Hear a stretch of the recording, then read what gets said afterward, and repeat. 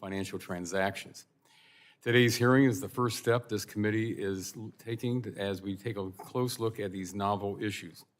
In recent years, satellite communication capabilities have dramatically advanced, and satellite operators have identified new ways to serve customers with greater speed and reliability. Many satellite operators currently operate or are seeking to operate different types of satellite constellations. Some satellite systems operate in geostationary orbit, while others operate closer to Earth in non-geostationary orbit. Satellite operations are also global in nature, which adds an additional layer of complexity when developing and operating systems. Because satellite systems rely on radio spectrum to operate, the use of this spectrum raises complex challenges that U.S. and international regulators must address. In the last few months, satellite operators and cellular carriers have announced partnerships to stretch connectivity further into rural and remote areas. International standard bodies are also making progress in identifying technical specifications for greater integration of 5G with satellite communications technologies. These are significant developments that may provide new or enhanced opportunities to connect unserved Americans. We must also ensure continued American leadership in advanced communication services. In order to do that, our regulations must foster an environment of innovation and certainty. As countries like China seek to dominate the technologies of the future, we must make the United States an attractive place to invest in cutting-edge developments that align with American values and guarantee the availability of trusted satellite communications. The FCC plays an important role in licensing new or enhanced satellite communication systems. It is important we understand the current licensing and regulatory process and the impact these rules have on our international competitiveness. Again, thank you to our witnesses for sharing your expertise today. And again, I look forward to today's discussion. And at this time, the chair recognizes the General Lady, the subcommittee ranking member from California, for 5 minutes for an opening statement. Thank you very much, Mr. Chairman, and it's a privilege for me to be sitting on this dais with you, and I look forward to working with you on these issues that will impact all of America. It's an exciting day, and it's no exaggeration to say that our subcommittee has more bearing on the United States' technological leadership in the 21st century than any other, from expanding affordable broadband access to developing the next generation of communications network. We have a unique opportunity to promote innovation and equity in technology. I'm excited to get to work continuing the subcommittee's strong tradition of bipartisanship. Today's hearing on the satellite marketplace is a perfect example of that cooperation in action. This hearing is both important and timely. As Chairwoman Rosenworcel has said, the number of applications for satellites before the FCC has never been higher. For the United States to remain the pace setter in satellite communication, the number of applications for satellites before the FCC has never been higher. For the United States to remain the pace setter in satellite communication, we need to modernize satellite governance to keep up with innovation. Thankfully, both Congress and the FCC are focusing on modernizing satellite regulations to ensure that they are prepared for the next generation of innovation. Chairwoman McMorris-Rodgers and Ranking Member Pallone's SAT Streamlining Act will introduce important updates to the FCC's satellite laws. For too long, the licensing process at the FCC has fallen short of what the market needs, and this bill will help. Ranking Member Pallone and Chairwoman Rodgers also teamed up on the Secure Space Act. As an original co-sponsor of the Rip and Replace bill, I'm glad to see additional bipartisan engagement on a vital national security issue. In the same way, our Rip and Replace bill will remove vulnerable network gear from companies like Huawei and ZTE. The Secure Space Act would extend these protections to the satellite ecosystem. And since we're on the topic, I'd like to take a moment at this hearing to remind everyone that we still have urgent work to do on the Rip and Replace effort. The funding shortfall is real, it is urgent, and I'm ready to get the job done with you. But back to today's hearing, it's important to note just how much progress has been made by the FCC over the past few months on satellite issues. Last year, Chairwoman Rosenworcel announced a plan to form the Space Bureau to better support the needs of the growing satellite industry. The Chairwoman is also turning a critical eye toward the FCC's processes to keep them modern and effective. She recently initiated rulemaking to request feedback on ways to reduce the timelines for satellite and Earth station applications. I'm glad to see the FCC tackling these issues head-on and believe we have a meaningful opportunity to make progress. And that's why I sent a letter with my Spectrum Caucus co-chair, Congressman Guthrie, urging the FCC to take steps that will support innovation and consumer choice. In our letter, we urge the FCC to develop additional coordination requirements for satellite operators. Good faith coordination should include meaningful and continuous requirements to ensure the appropriate flow of technical information. And as more satellites share operations on limited spectrum, finding ways to encourage spectral efficiency will be important. Across all forms of wireless communication, we need to do more with less, and satellites are no different. Finally, we urge the FCC to strike an appropriate balance between protecting the investments of incumbent operators while allowing new entrants to innovate and compete. I really look forward to staying engaged with the FCC as it moves forward with this rulemaking and confident it will reinforce American leadership. Thank you, Chairman Lada, and thank you for the witness, and look forward to the hearing. Well, thank you very much. I appreciate your statement. And at this time, the chair will recognize the gentlelady from Washington, the chair of the Full Energy and Commerce Committee, for her opening statement for 5 minutes. Thank you, Mr. Chairman. Congratulations on leading this committee. I know that you're dedicated and experienced on all of these issues, and look forward to your leadership on the subcommittee, and Buddy Carter for becoming the vice chair, as well as Doris Matsui, Congresswoman Matsui, as ranking leader. We look forward to working with you to make sure that we stay the leader. I know that this committee is going to be at the forefront of closing the digital divide and ensuring America leads a new era of innovation and entrepreneurship. So just congratulations to all. I also want to welcome our new members on the committee. They bring great experience and passion to these issues. We're here today to discuss how America can keep pace with the rapidly evolving satellite communications industry. Countries like China seek to undermine us and in this range of advanced communication technologies, including next-gen satellite technology. We cannot afford to let this happen. The Chinese Communist Party will do whatever it takes to embed their authoritarianism into next-generation technologies like these.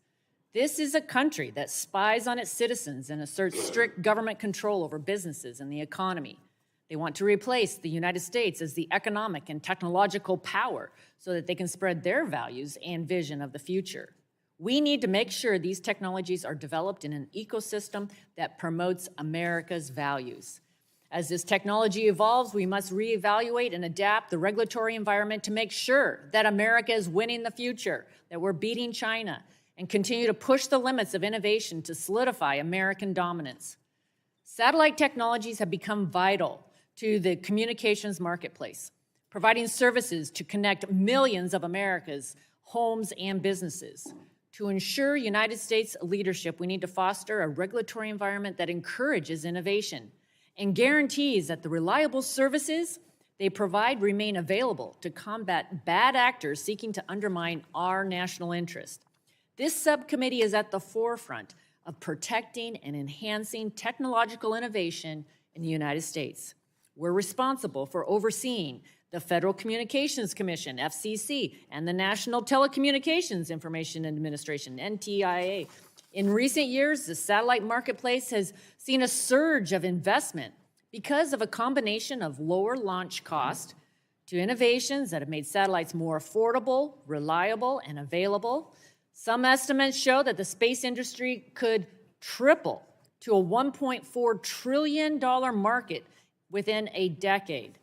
The FCC has received dozens of applications for new NGSO satellite systems, indicating that the industry is ready to lead in this space. American satellite operators are providing in-home broadband at faster speeds than ever before, as well as key voice and data services to these industries and the federal government. Both long-standing operators and newer entrants have made or announced significant investments in next-generation systems. It's been far too long since Congress reassessed the role of satellite technology in the communications marketplace. and whether or not our regulatory environment encourages investment in innovation in the space economy or hampers it. Today's hearing is the first step in what will be a robust effort to evaluate the state of the satellite marketplace.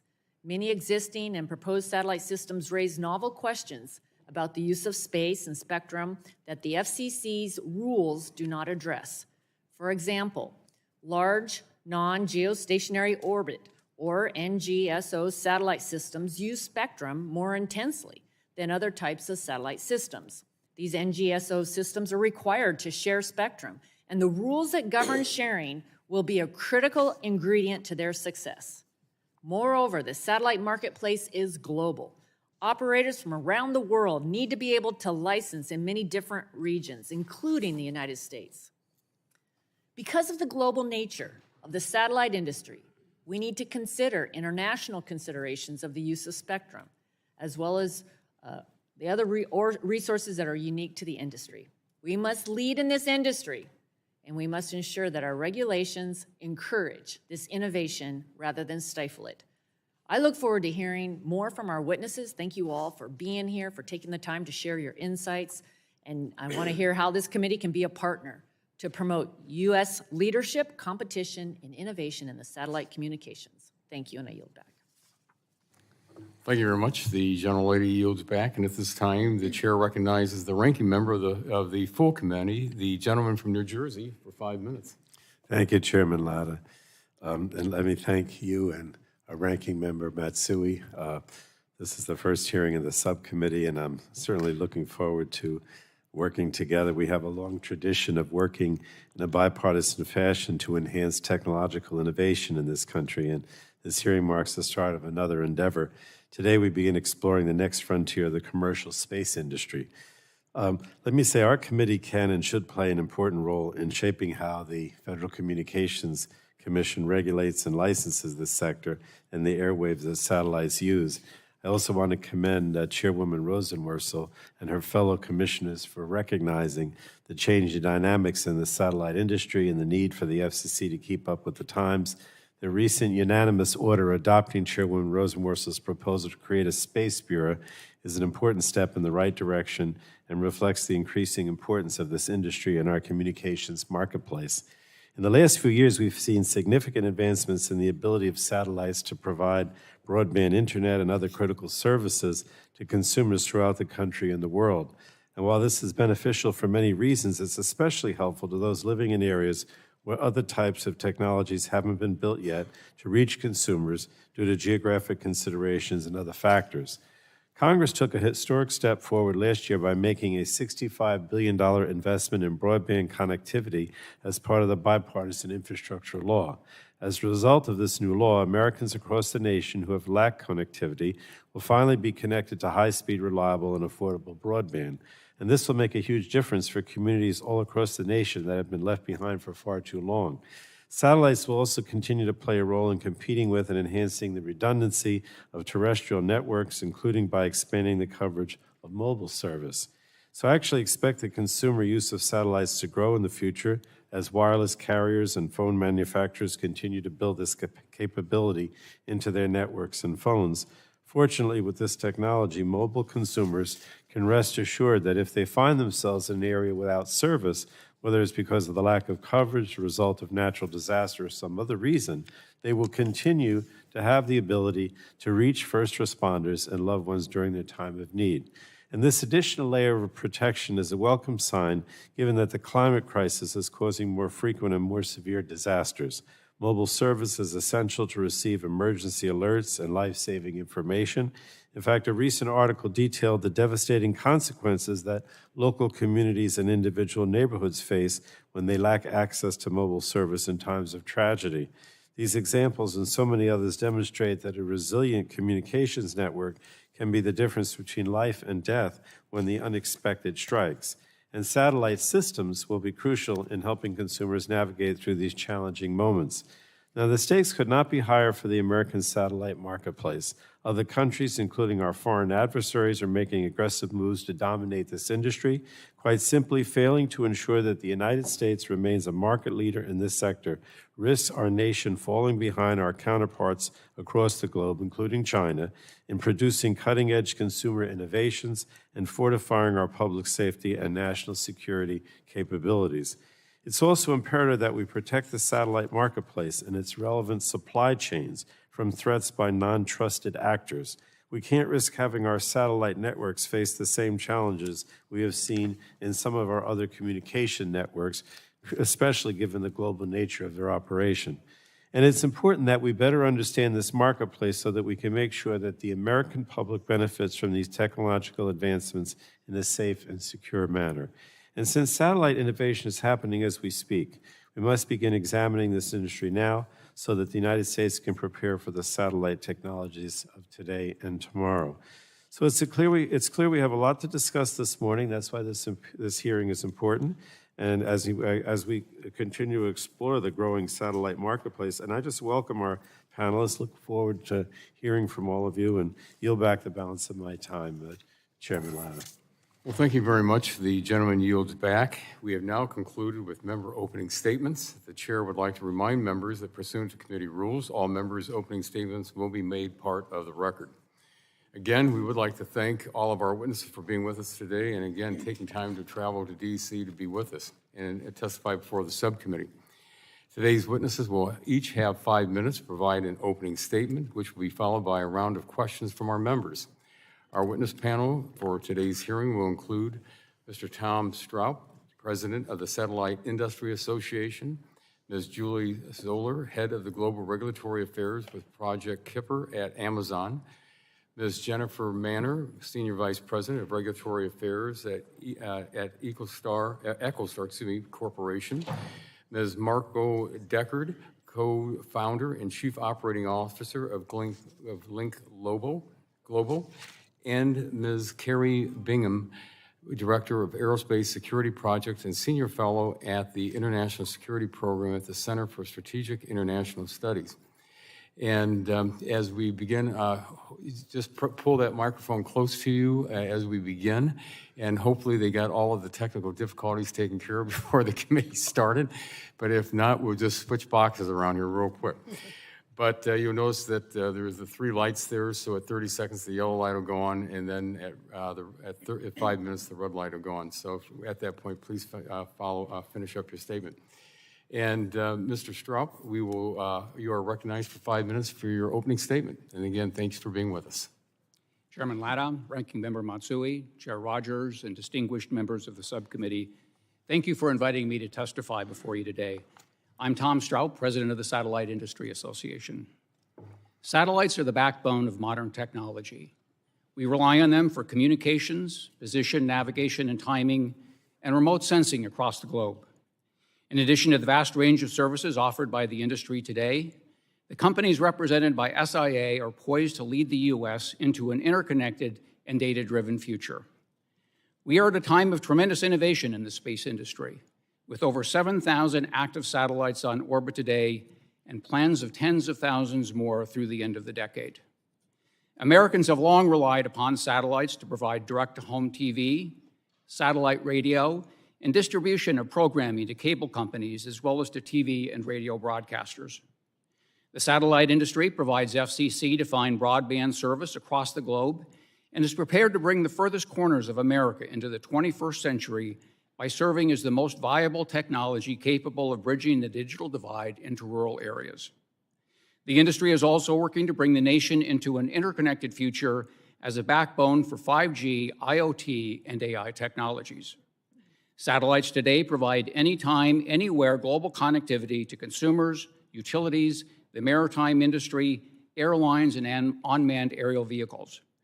Geospatial satellite data has not only transformed environmental monitoring, but also provides essential business analytics from monitoring remote infrastructure to analyzing supply chain performance. In addition, satellites play a critical role in preparation, response, and recovery from national disasters. Unlike terrestrial communication counterparts, satellite networks are not susceptible to damage from such catastrophes because the primary repeaters are on board the spacecraft and not part of the ground infrastructure. Remote sensing data and analytics can also help pinpoint where damage has occurred and what routes to the location are still accessible. Furthermore, synthetic aperture radar satellites can see through clouds and allow the mapping of damaged regions when storms are still overhead. Satellite technology is transforming agriculture across America as well. Satellite broadband enables remote farms with livestock sensors, soil monitors, and autonomous farming equipment in rural America, far beyond where terrestrial wireless and wireline can reach or make economic sense to deploy. Precision GPS technologies allow farmers to increase crop yield, and Earth imaging satellites provide high-resolution imaging that allows them to determine when to plant, water, or fertilize crops. Satellites are not only a core technology for our domestic future, but also play a crucial role for advancing our national security priorities and partnerships abroad. Satellite communications have been a lifeline in Ukraine, and Earth imaging satellites have been a game changer in providing near real-time transparency into the Russian invasion of Ukraine. While the U.S. has long led the space sector, China trails close behind, with similar investments in space technologies that not only will be transformative in times of conflict, but also undermine international democracy. China is investing in navigation, communications, and remote sensing systems to rival the U.S. It is critical for Congress to support continued domestic innovation and avoid regulations that put U.S. providers on an unequal playing field internationally.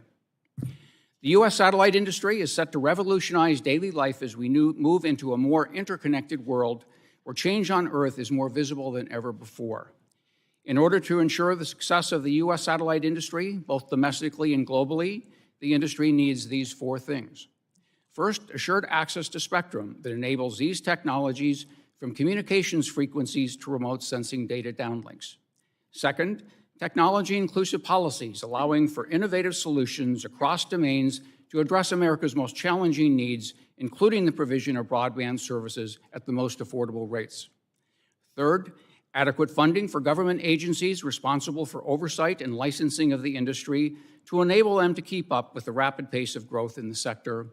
And finally, a level playing field with international competitors, including the removal of satellite technologies from restrictive export control regulation when international commercial alternatives exist.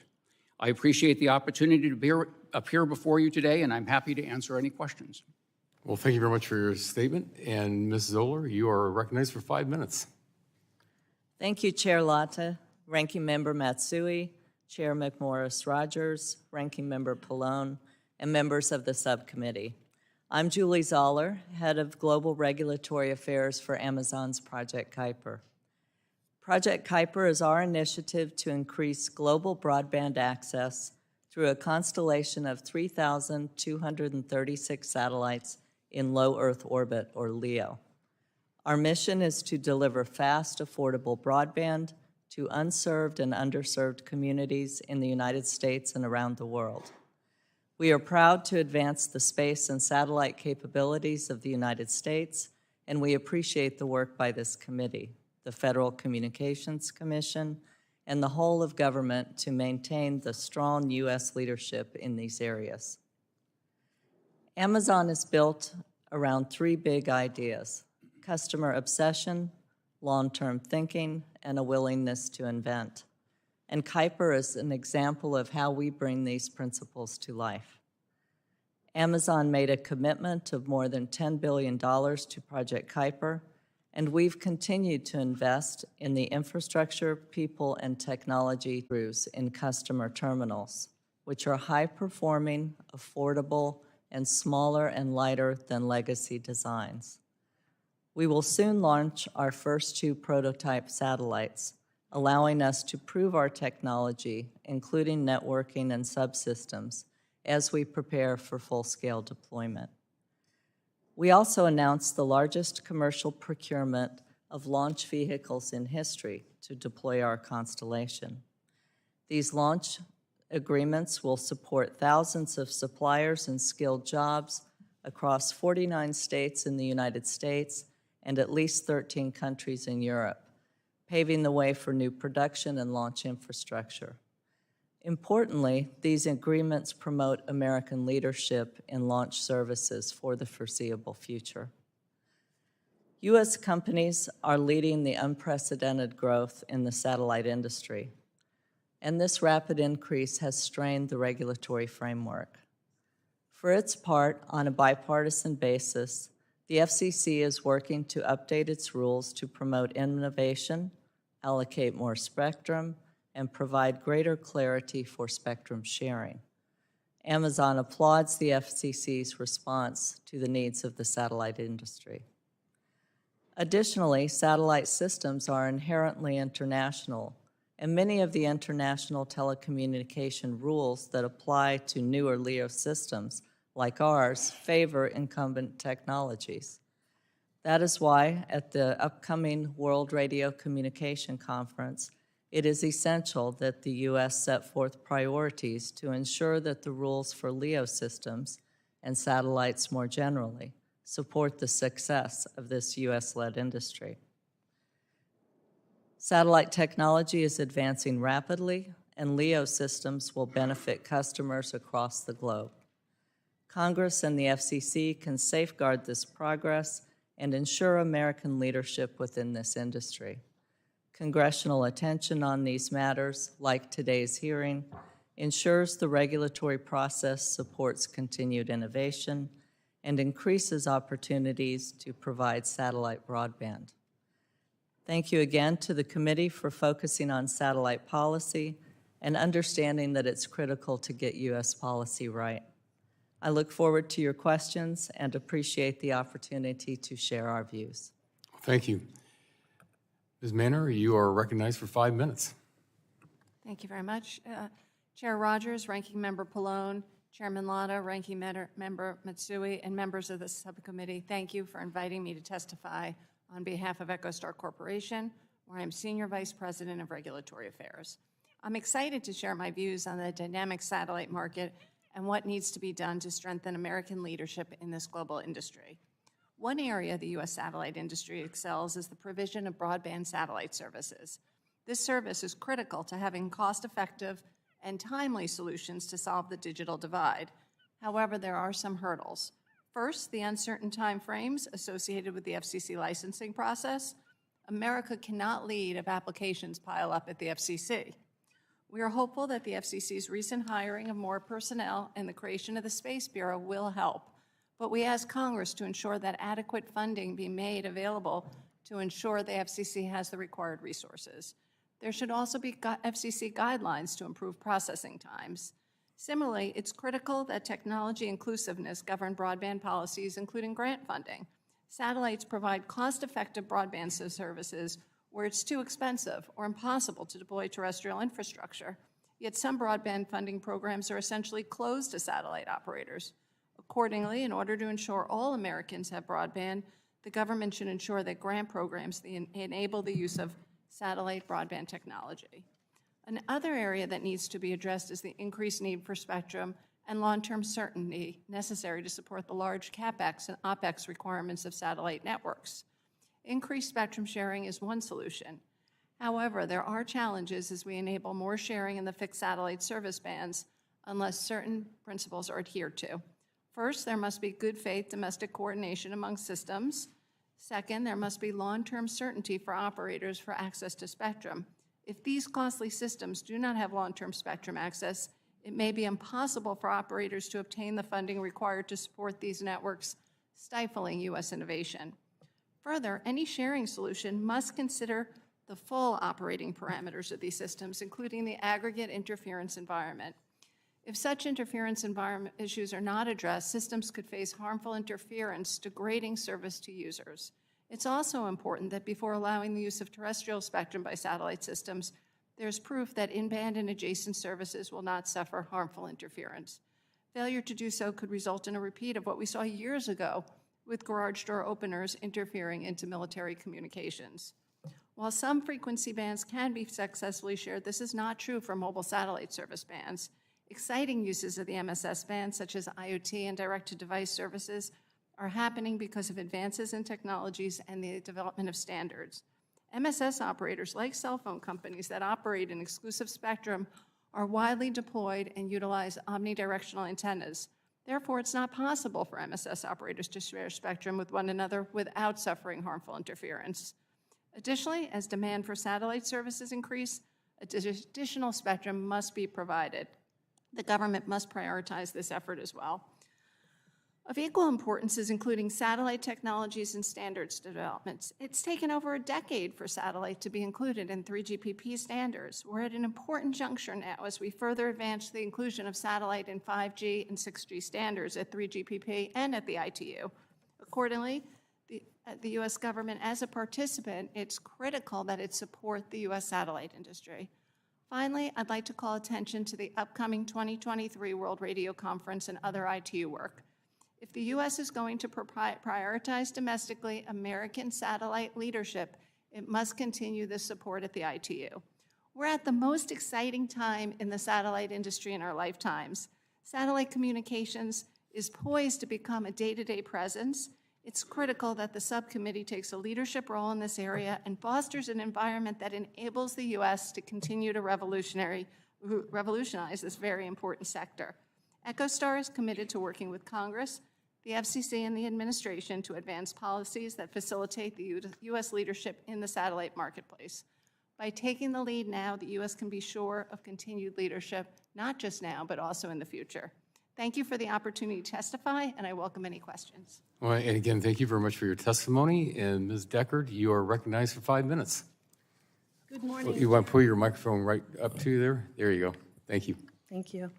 Good morning, Chair McMorris-Rogers, Ranking Member Pallone, Chairman Latta, and Ranking Member Matsui, and members of the subcommittee. Thank you for the opportunity to join this important conversation.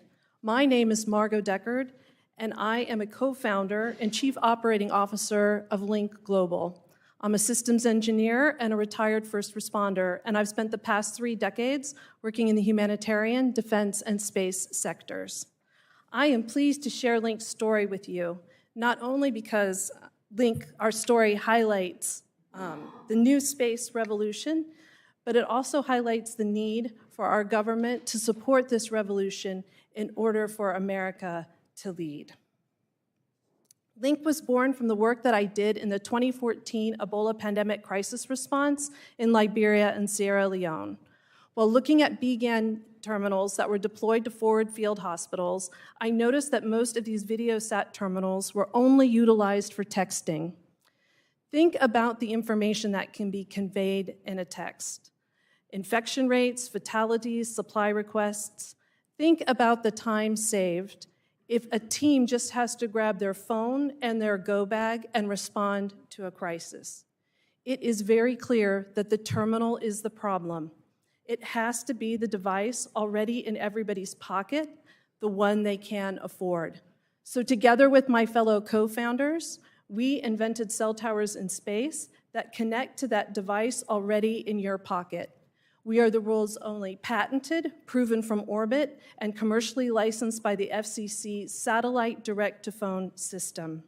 As of January 3rd, we have 3 cell towers in space, including the first 5G-enabled payload.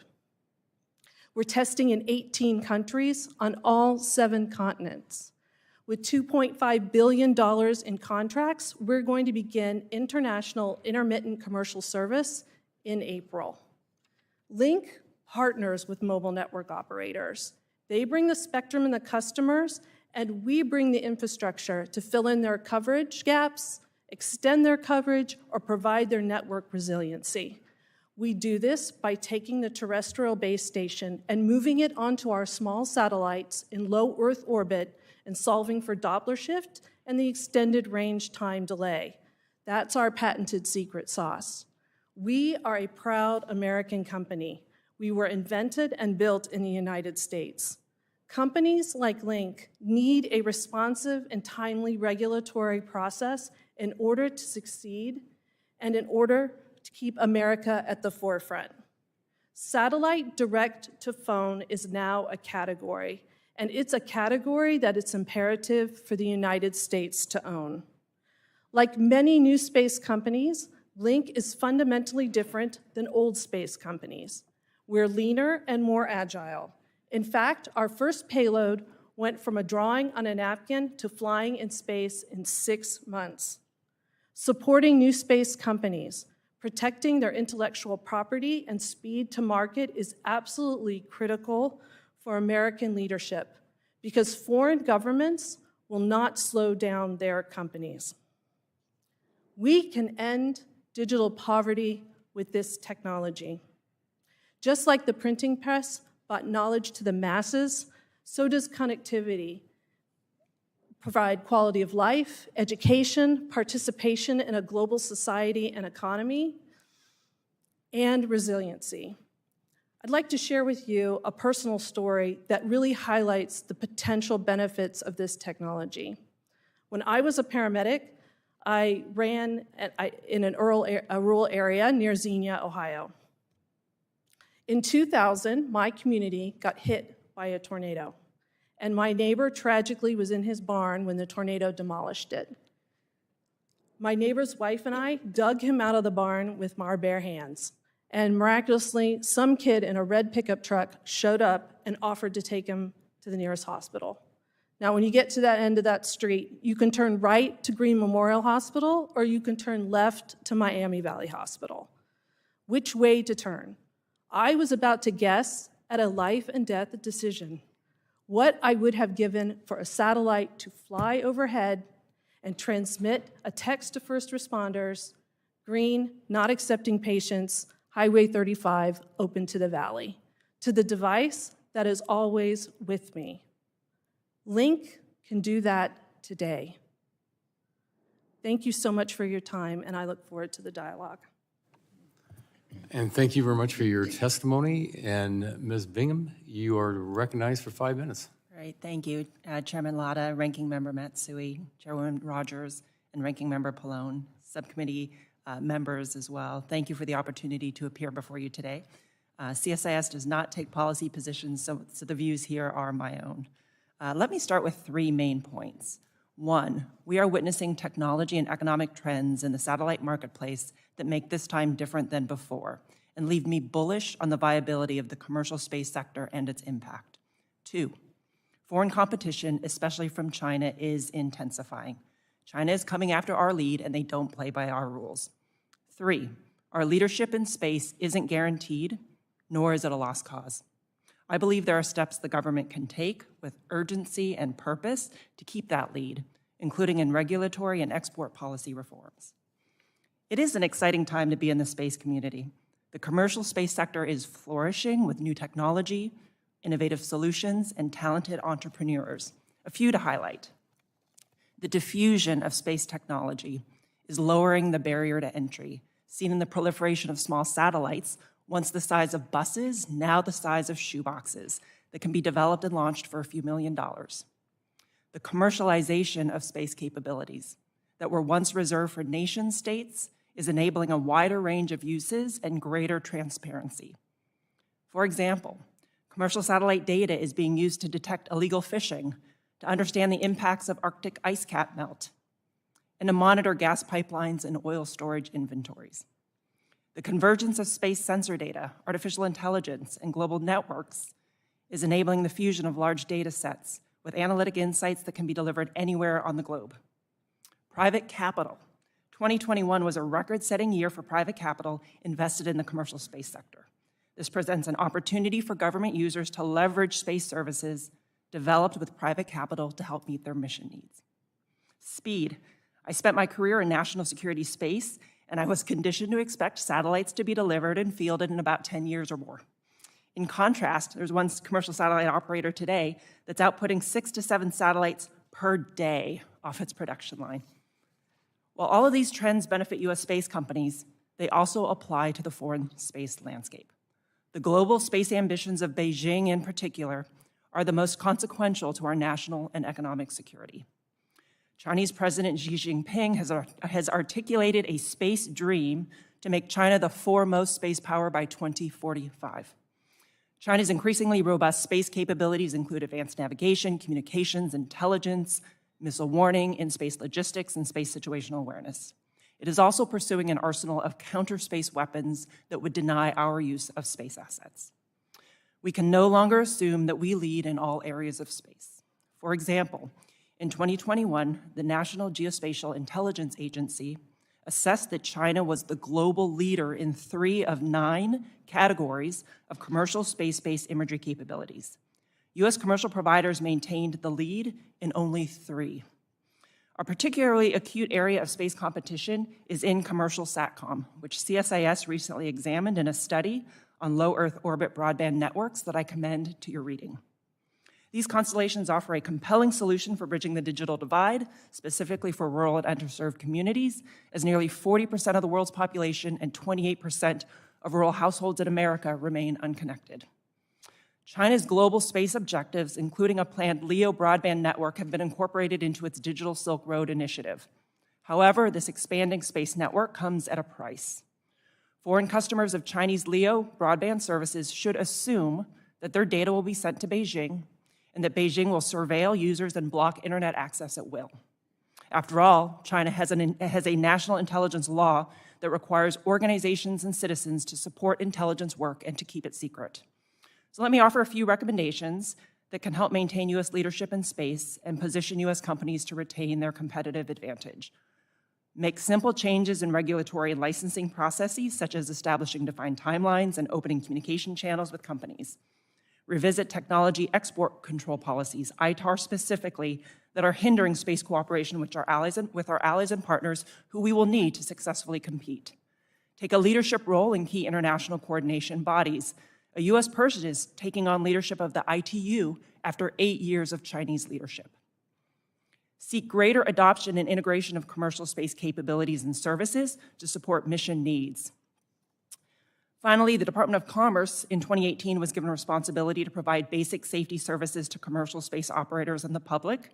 I would encourage Commerce to be forward-leaning in executing and resourcing these efforts within their Office of Space Commerce. Thank you again for the time today, and I look forward to your questions. And again, thank you to all of our witnesses today for your statements. We greatly appreciate it here on the Energy and Commerce Committee and hearing what you're saying today. We look over the horizon 5 to 10 years because that's where you all are. And so to get the right legislation and the regulations in place, we need to hear from you. So we appreciate you being here today. This begins our questions from our members, and I will begin the questioning and recognize myself for 5 minutes. Mr. Stroup, in your statement, you speak of the state of the satellite industry. What do you see as some of the greatest challenges of the industry that's facing you at this time? Thank you for the question.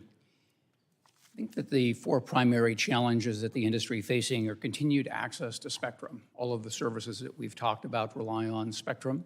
It's an increasingly shortage resource, but we cannot continue to grow without access to spectrum. The next is a stable regulatory environment and sufficient resources for those organizations that oversee the industry. Geostationary satellites are expected to have a lifespan of 15 to 20 years. Non-geostationary constellations often cost $5 to $10 billion to deploy. And so having a stable regulatory environment to ensure that the rules don't change during the lifespan of a satellite or a constellation is important.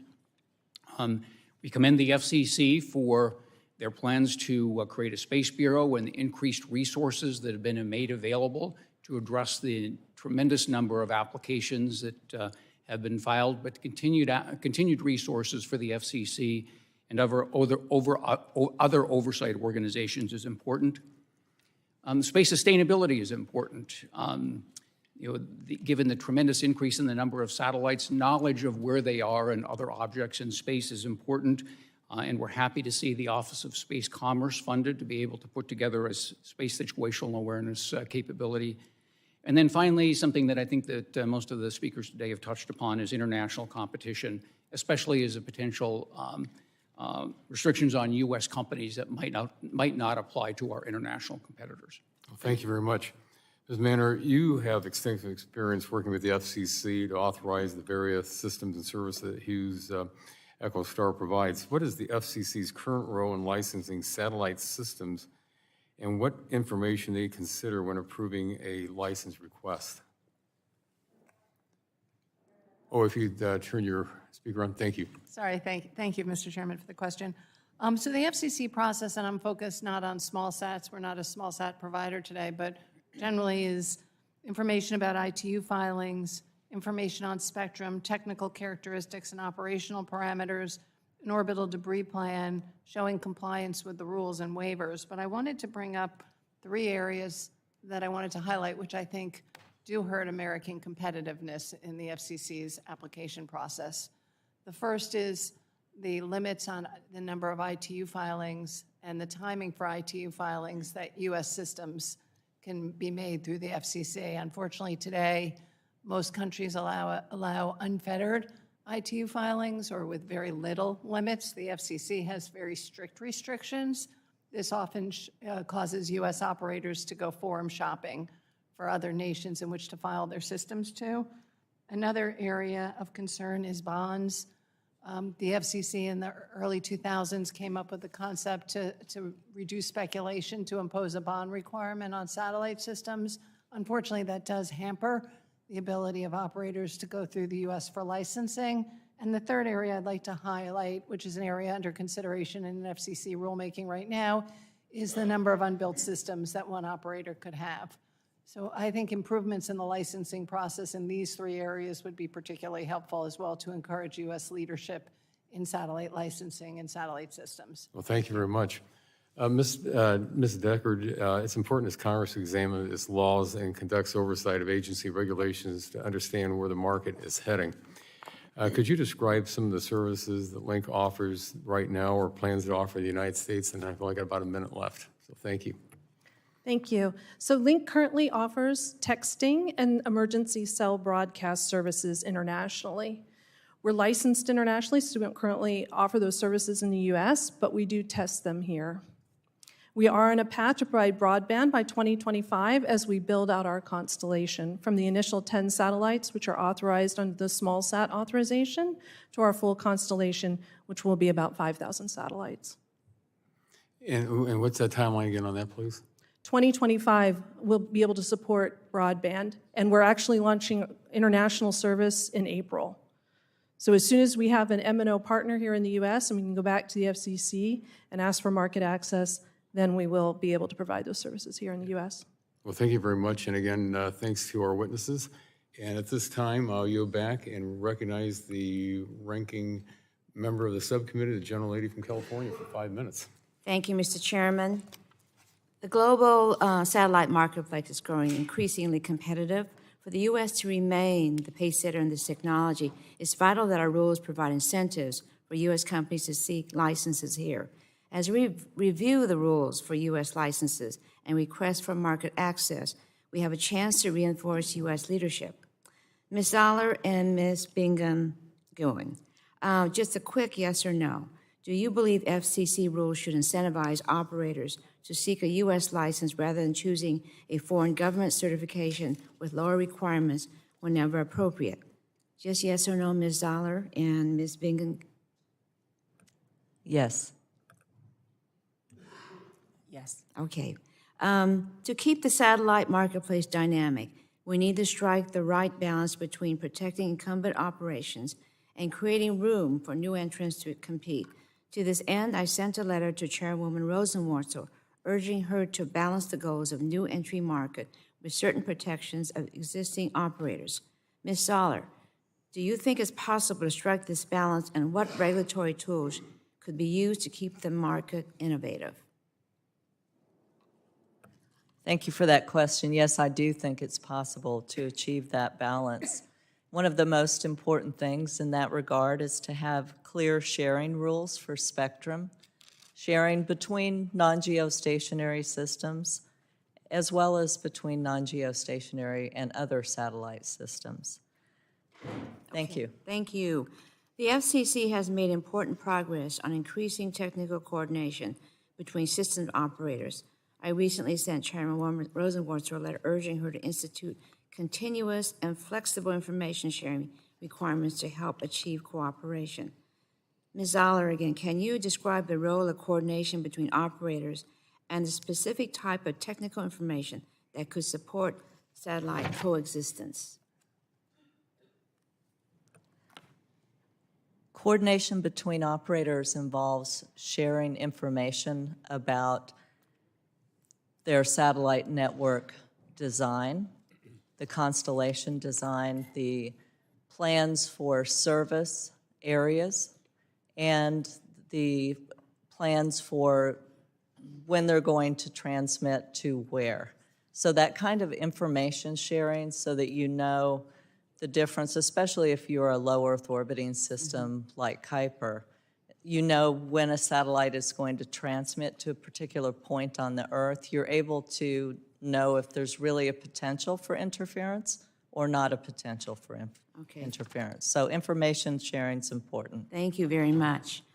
My new district now includes areas with a rich tradition of agriculture stretching back generations. Like any other small business, these family farms are always looking for ways to innovate and improve their yields. Ms. Manner, can you describe the role of IoT in precision agriculture and how satellite service could support this technology? Thank you very much for the question. So first off, satellite is one of a solution, one of many solutions. You have, of course, fiber, terrestrial wireless, fixed wireless. Satellite's particularly good in rural areas, which are part of your district, where you can use satellites for everything from monitoring, the level of moisture in the ground to working with your tractors and other farm equipment to either ensure navigation if you need broadband. You could download maps and other information. So it has a wide variety of uses. It can also connect all the devices in a farm. And when you're talking about larger farms that are a conglomerate of different farms, you can also share information among each other, which is something that we've seen been done. Okay, thank you. As a co-chair of the Spectrum Caucus, I understand the increasing demand for spectrum across all industries. As we look to the future, the satellite industry, like other wireless communication industries, will need to find ways to be more efficient with the spectrum it has to accommodate more users. Ms. Zoller, what technologies are available today to improve spectrum efficiency, and what could be done in the future? Thank you for the question.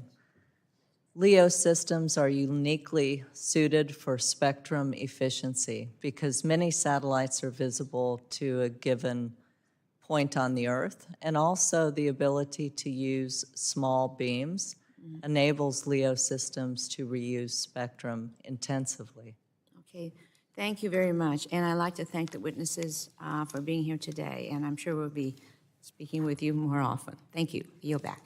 The gentlelady yields back, and at this time, the chair recognizes the gentlelady from Washington, the chair of the full committee, for 5 minutes. Thank you, Mr. Chairman. The Energy and Commerce Committee has been a long leader in advancing 5G, autonomous vehicles, and other advanced technologies. In each of these areas, competitors like China have sought to undermine U.S. leadership in developing and deploying these services, like the planned 13,000 satellite StarNet constellation. Ms. Bingen, there you are. What are the greatest threats to the United States in space, and how should we be thinking about these national security issues in the satellite communications industry? Right. Now, thank you for that question, Madam Chair. So I look at threats to U.S. space capabilities in two ways. One is security and one is economic. So on the security front, our adversaries know how important space is, not just to our daily lives, to our financial transactions, but to how our military fights wars. We cannot project power overseas without relying on space capabilities, navigation, communications, et cetera.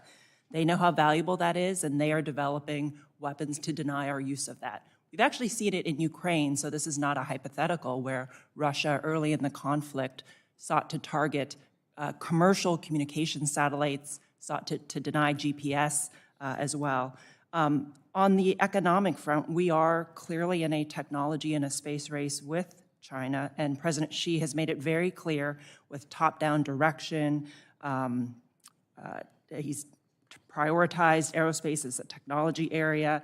There are massive private and public sector investments, and they've given their companies quite a bit of leeway. So what I think is interesting here is in the past, our government has led in this area, and now it is really the commercial sector leading the way.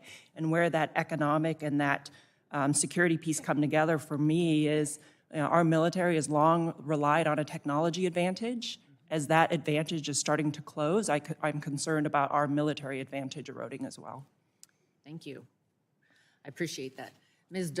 Zoller, the satellite industry has seen significant growth and change in the last several years. Amazon Kuiper is one example of a company that's innovative and saw an opportunity to enter the marketplace as a new operator.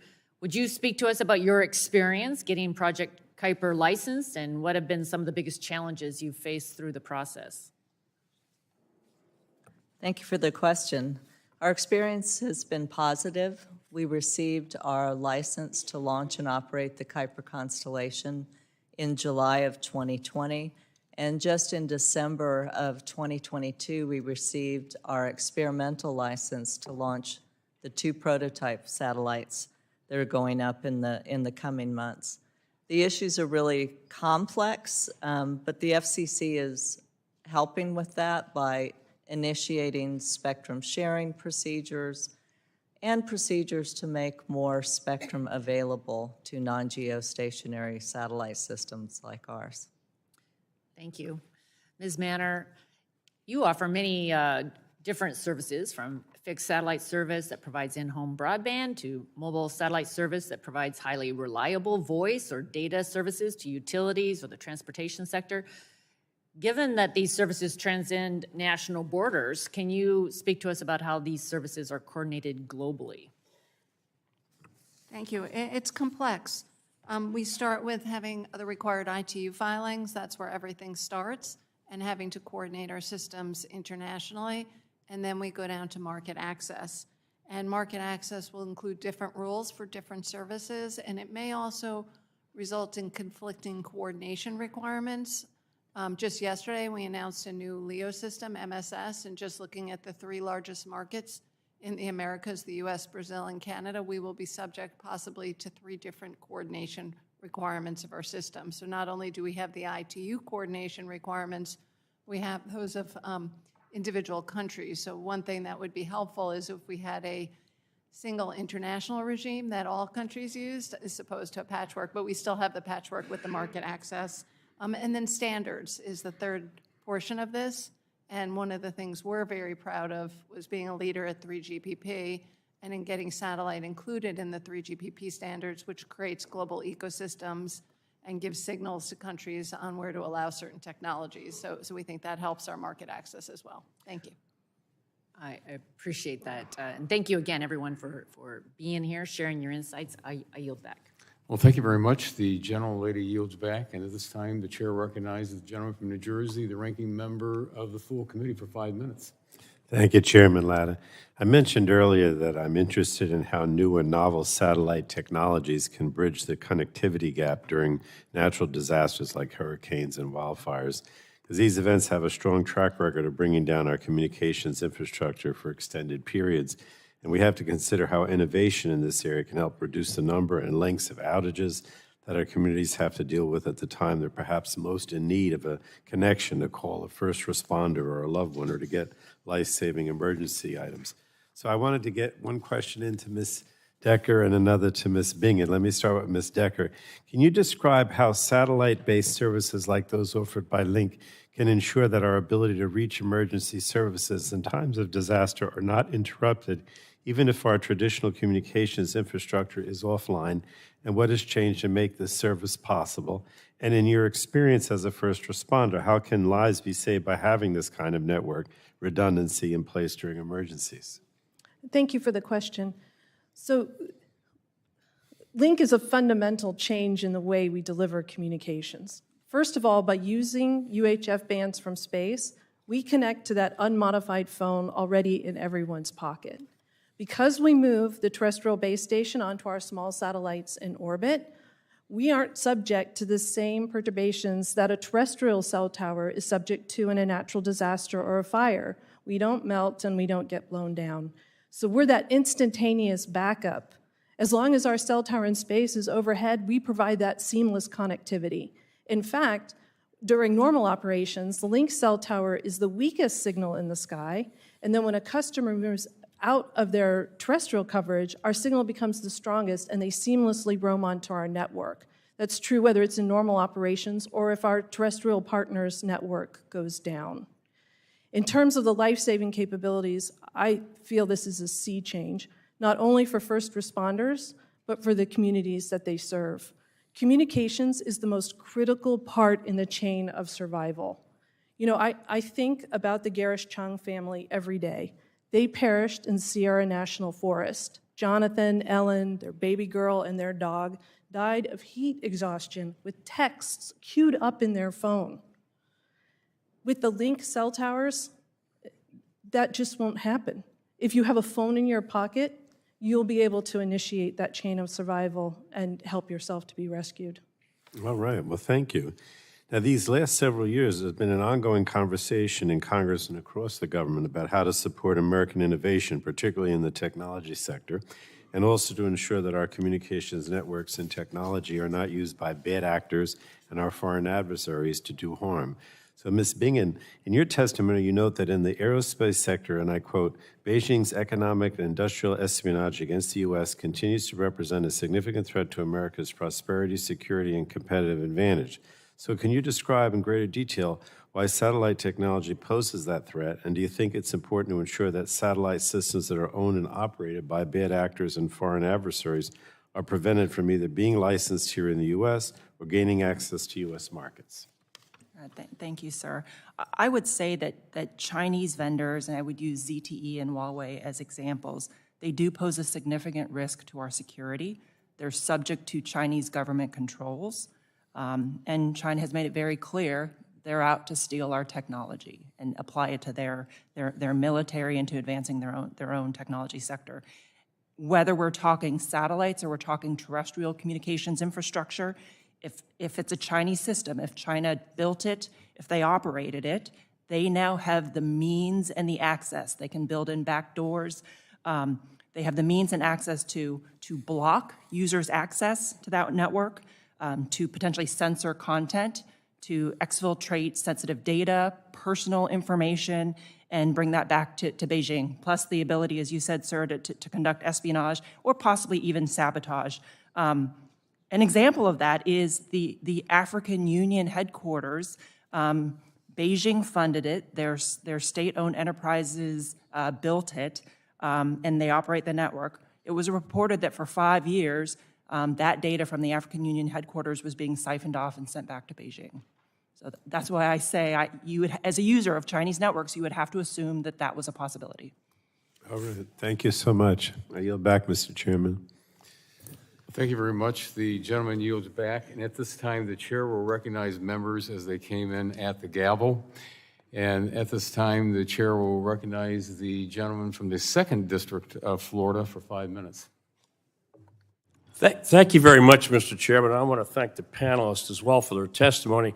The United States literally must remain a global leader in innovative satellite technologies and communications. The federal government should play a supporting role in this by ensuring that the regulatory process does not inhibit innovation with overly burdensome regulations. This is why I reintroduced the Launches Act with my esteemed colleague from Florida, Congressman Soto. The Launches Act streamlines the bureaucratic elements of the rocket launching process, making it easier for private companies to obtain the spectrum necessary for launches. I look forward to working with Congressman Soto, the members of the committee, and the entire House on the passage of this bill this session. Another goal that is particularly important to me is bringing rural broadband access to every square foot of the Florida Panhandle. The ability to maintain internet access during and after natural disasters is vitally important to saving lives. We witnessed that firsthand after Hurricane Michael devastated the Panhandle in 2018, taking out our communications. Satellite communications can play a really important role in that mission. So we need to ensure that the regulatory process supports the innovations happening at companies like yours and throughout the entire satellite industry. Mr. Stroup, I'm interested in hearing what the industry considers its most pressing issue right now. I believe the most pressing issue today, as it has been for some period of time, is access to spectrum, continued access to Spectrum. spectrum. Very good. Good. Underline it. That's good. Is there a feeling of uncertainty or hesitancy when your members are working with government, and is that an inhibition to innovation? I'm sorry, could you repeat the So question? it means when your members are working with all the different government regulators that you have to work with, I mean, do they have a feeling they don't know exactly what it is that the regulators want? And does that inhibit them? So certainly regulatory uncertainty is an issue. I mean, for example, a few years ago, we went through the Spectrum Frontiers proceeding where we had to start sharing spectrum with the terrestrial industry. That kind of uncertainty creates issues because they've launched satellites with certain capacity operating on certain frequencies that are no longer restricted. So that was one of the reasons for noting stability of regulation is an important issue for our members because it does continue to be an issue. I understand that. I just wanted to hear you say it because I know how important that is. We talk about spectrum a lot up here, but we don't seem to actually get to the the goal line very often. Ms. Zoller, from the perspective of the average consumer in rural America, what practical difference would a robust low Earth orbit satellite communication system that's broadly deployed, what are they going to see different on the ground? Thank you for that question. Kuiper is designed specifically to meet the needs of rural and remote citizens by providing high-speed, affordable broadband access to communities that don't have the availability of traditional wired and wireless solutions. That just sort of describes the 2nd District of Florida in a lot of locations. So we'd love to see that. I can't tell you how many calls we get on that. A quick follow-up. In your testimony, you provided some comments on proposed rules and initiatives that the FCC is working on. Which of those items helps you to deploy faster? The rules on spectrum sharing between non-geostationary systems and understanding how later licensees need to protect earlier licensees. Greater clarity on that point. Thank you. So I'm detecting a common thread here, spectrum. And so I hope that we can actually solve this problem for you during this very productive congressional session that we plan to have. Chairman Lott, I yield back the remainder of my time. Thank you. Thank you very much. The gentleman yields back the remainder of his time, and this time the chairman would recognize the gentleman from Florida for 5 minutes. Thank you, Mr. Chairman. In Florida's 9th Congressional District, looking from my backyard in Kissimmee, it's quite a fascinating world. We get to see rockets launch multiple times a week from Cape Canaveral in my colleague Bill Posey's district. Cape Canaveral's become the busiest spaceport in the world, and 57 launches in 2022, and we're looking at 86 to 92 launches in 2023, according to the Space Force. Very exciting area. My constituents get on that beach line every day and drive out to work for NASA, SpaceX, ULA, Blue Origin, and many others. And I'm proud to have launched the Bipartisan Launch Communications Act with Dr. Dunn that we just filed yesterday. Right now, you need a license for every launch. I applaud the FCC for establishing a new rule for the 2200 to 2290 megahertz band, but it feels like it's still going a little slow compared to what we need. Mr. Stroup, how critical is it to streamline FCC applications for launches, including satellite launches? Streamlining is an extremely important issue to the industry, and just as a matter of fact, we had a working group meeting yesterday to talk about additional recommendations that we can make to the Commission for further streamlining. So in terms of access to spectrum, whether it's for launch or whether it's for the operation of the satellites, it's extremely important. The Commission has taken some steps to further streamline the process, but we're looking forward to making additional recommendations on how they can further streamline it. You know, space flight, it literally is rocket science. So have you seen delays before because of not getting an application on time, combined with weather and other factors, as a result of having to do an individual license? My understanding from some of our members is sometimes just before launch, they finally are able to get an application granted. Again, the chairwoman noted the number of applications that they've received, the backlog of applications, which I believe is one of the reasons for restructuring the FCC to be able to address some of those issues. Thank you. And Ms. Zoller, we know that satellite internet is one of the keys to the future in our nation. I know the NTIA recently had made a ruling about the reliability threshold, and that we need to get up there in a hurry with these satellites. And so achieving scale and competition is critical. We see Starlink has 3,500 satellites and counting. You all plan to start with 3,200, but are going to go beyond that too. So how do we help make sure we have multiple companies and maintain competition so that we could get to that threshold with the $65 billion that we already have through the infrastructure law to make sure that satellite can also qualify for? Thank you for that question. It's important that the rules foster innovation and competition. We've received our license to launch Kuiper in 2020, and we've really made incredible progress with the $10 billion investment.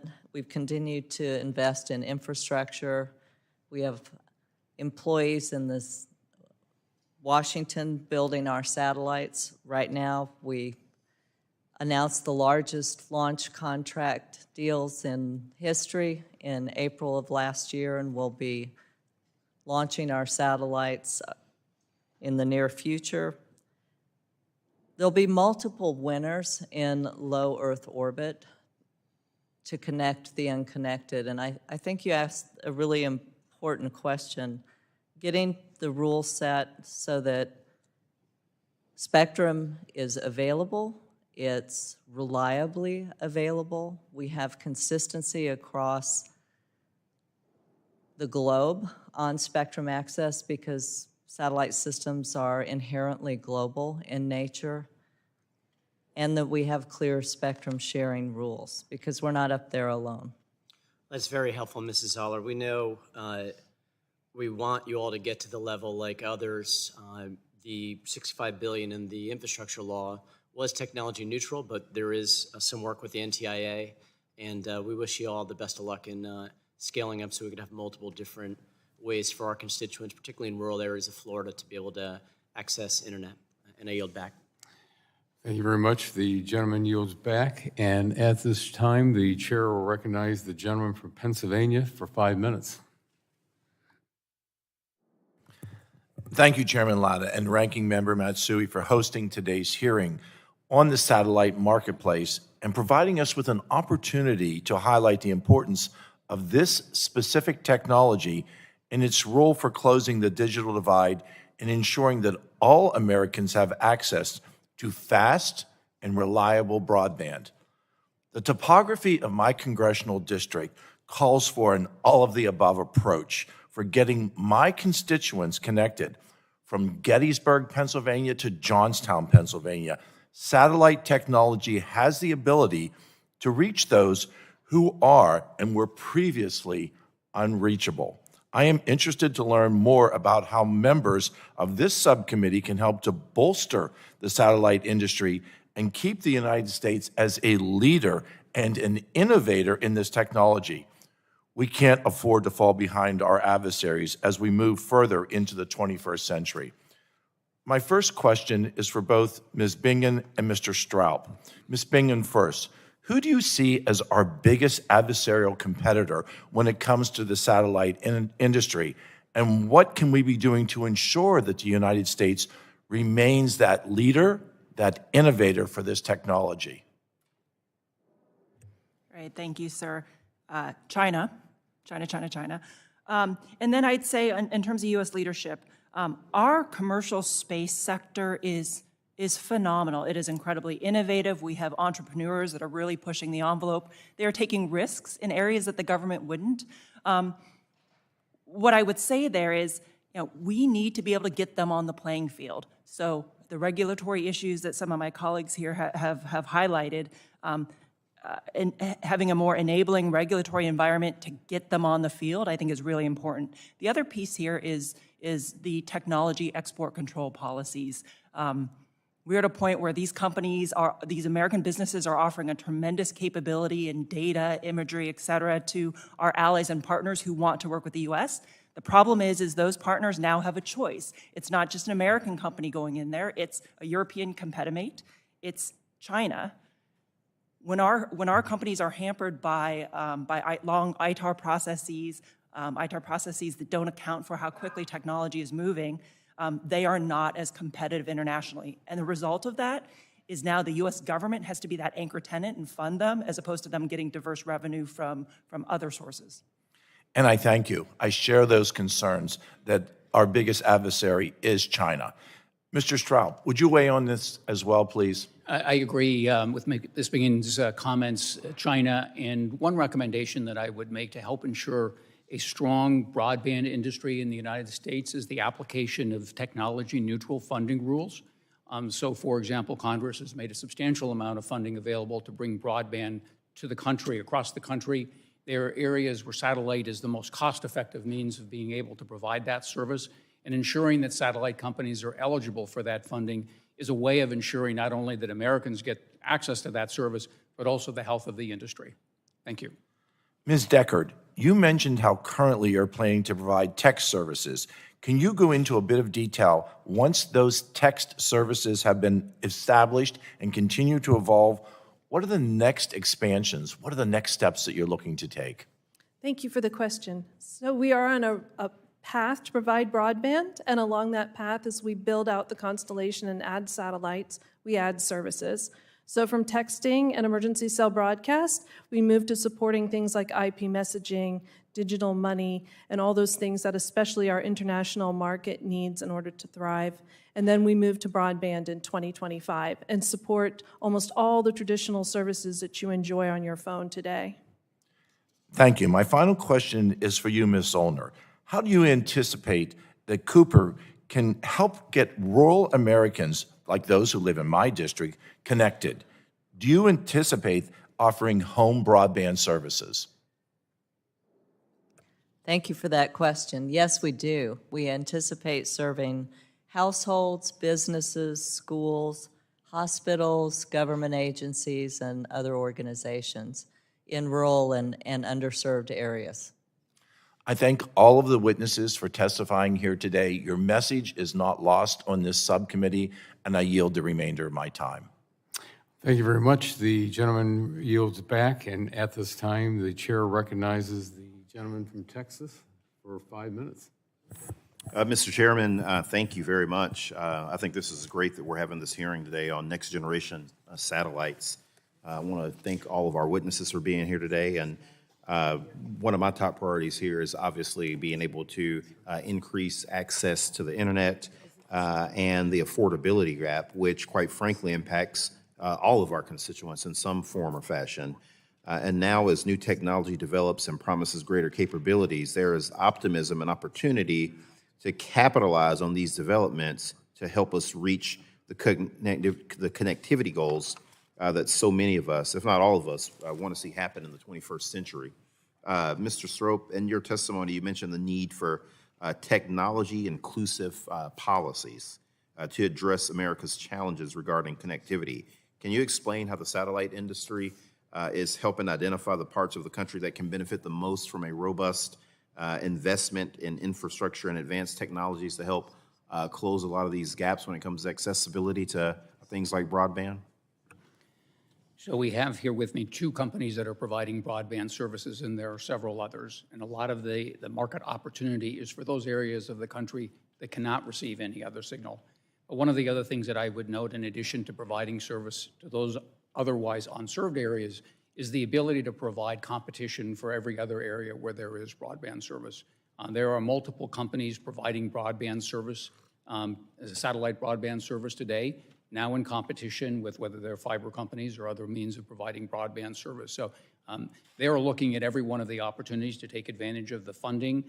As I've noted, one of the concerns is that it is not being applied in a technology-neutral basis.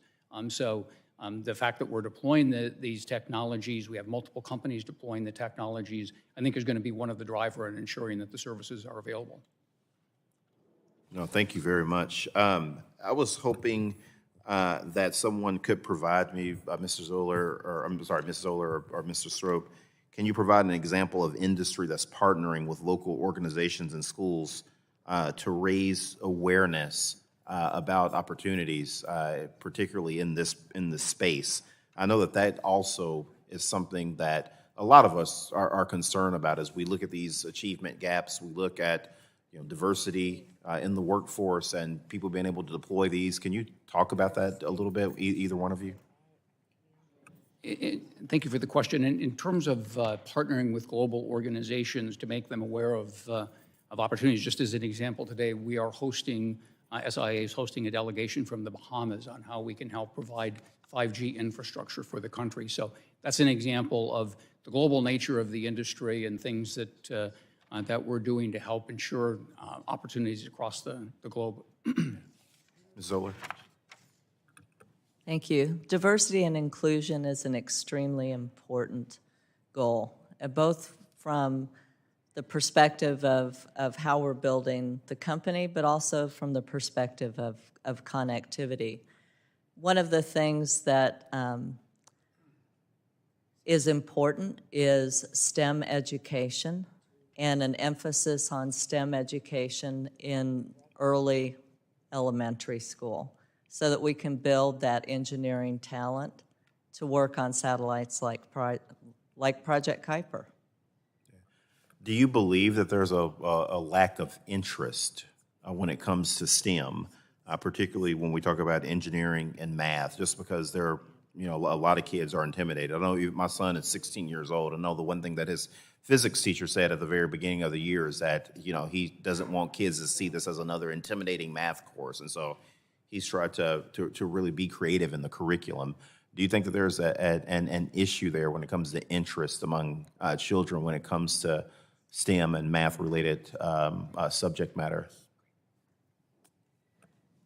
I can only speak from my own experience as an engineer, and having seen fewer women enter the field, I think there is an issue there.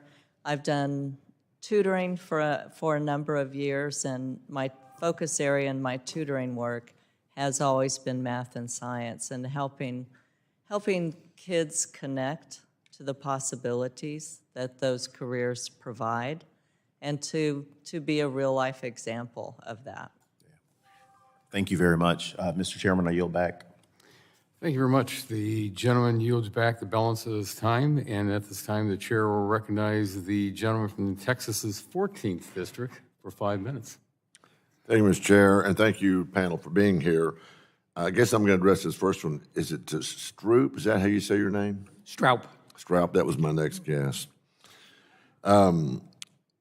How is the access to spectrum, which was a major concern pretty much everybody voiced, how's that protected? Frequency bands are allocated for specific purposes. Right, and I realize there's a part of the spectrum that's low frequency, and there's ultra high frequency, there's very high frequency, but what prevents somebody like China from using all that up? There are international coordination, or there's an international coordination organization that is responsible for that. Certainly there's a desire to avoid interference because ultimately if you're interfering with one country's allocation, you're potentially going to have distorted service, I guess it would be the best example. But there's an international, the ITU is responsible for international coordination. So whoever wins the widest bandwidth and that allocation wins the satellite war? I think it would certainly provide an advantage. I mean, there are other issues associated with success in the industry, but having access to more spectrum than a competitor would provide you an advantage. How do we prevent that? I'm sorry? How do we prevent that? I think that the United States taking a unified position before the WRC is one of the strongest ways to achieve. Yeah, and I don't mean to sound, I guess, well, maybe I do, pessimistic, but do we really expect China to play by those rules? Does China play by the rules? Well, certainly we've seen that they do not play by the rules in many areas. So again, how do we protect that? Again, I'm sorry to come back to the same answer, but ensuring that the United States has a unified position, promoting the satellite industry as part of the objectives. It's a real problem, isn't it? The rest of the panel agree. It's making sure that China abides by those rules will be a real problem. Does the FCC monitor that closely what China is doing in the spectrum, or any other country for that matter? Do we know? They do not monitor that. That's encouraging. And I'm going to move over to Lynk now, if I can, with a question for you. When you've got phone service that are going to different countries and stuff, and it looks like from your website, you have about 100,000 customers currently? No, we have deals with 26 mobile network operators around the world that represent billions of Oh, is that users. right? Okay, well, I must have not read closely enough or deeply enough. Does the caller ID come across international around the world? I'm sorry, sir, can you repeat? When somebody calls, do they see the caller ID? What do you mean by caller ID? Well, The network that they in other words, I need to know when my wife's calling because I got to pick up eggs, you know. So does that caller ID show up no matter what country I'm in? Absolutely. In fact, core to the way Lynk operates, it's seamless for the user and it's seamless for our MNO partner. There's no changes to our MNO partner network. It's just like if you were in Europe and you roamed your AT&T phone roamed onto, an EE British network, and your call came back here to the States and she received the call. It would be absolutely no difference in her experience. And you may not want to answer this question, but do y'all have any plans to be able to monitor the same kind of service out of countries like China? That's a delicate question. What I would say as a focus of this hearing is that the day before Apple announced their SOS feature on the iPhone, Huawei announced that they were going to use Beidou for texting. So as we addressed spectrum sharing and spectrum rules, I would share that Lynk feels that speed to market is one of the critical ways that the U.S. can maintain leadership. So not slowing down our innovative companies so they get market share, so that they're the ones in the nations of Africa supplying that connectivity, and that we beat China to that market space. Okay, last question from Mr. Stroup, back to you. Can we identify attack satellites in space? Those who are capable of shooting down other satellites? I'm not aware of that technology, but I mean, leave it at that. I'm not aware of that technology, being able to identify a satellite that would be used for that purpose. Okay. Thank you, Mr. Chairman. I yield back. Thank you very much. The gentleman yields back, and at this time, the gentlelady from California's 18th District is recognized for 5 minutes. Thank you, Mr. Chairman. The number of my district has changed due to redistricting, so it's now Suite 16. How's that? Go to that, my friend. Yeah. Congratulations to you on becoming the chairman of this all-important subcommittee. And from our side of the aisle, we're very, very proud of Ms. Matsui. She has been a leader on this subcommittee for years. Many of her bills have been signed into law by more than one president relating to issues coming out of this subcommittee. So bravo to you, Doris, and thank you to everyone that testified today. As I just spoke to, what we are really very proud of, especially on this side of the aisle, is the bipartisan infrastructure law. It is the biggest commitment in terms of policy and dollars since the Eisenhower administration. So if we're going to play catch up in this country on these issues, we have, the tank has been filled. Now we have to make sure that those dollars are used very, very well.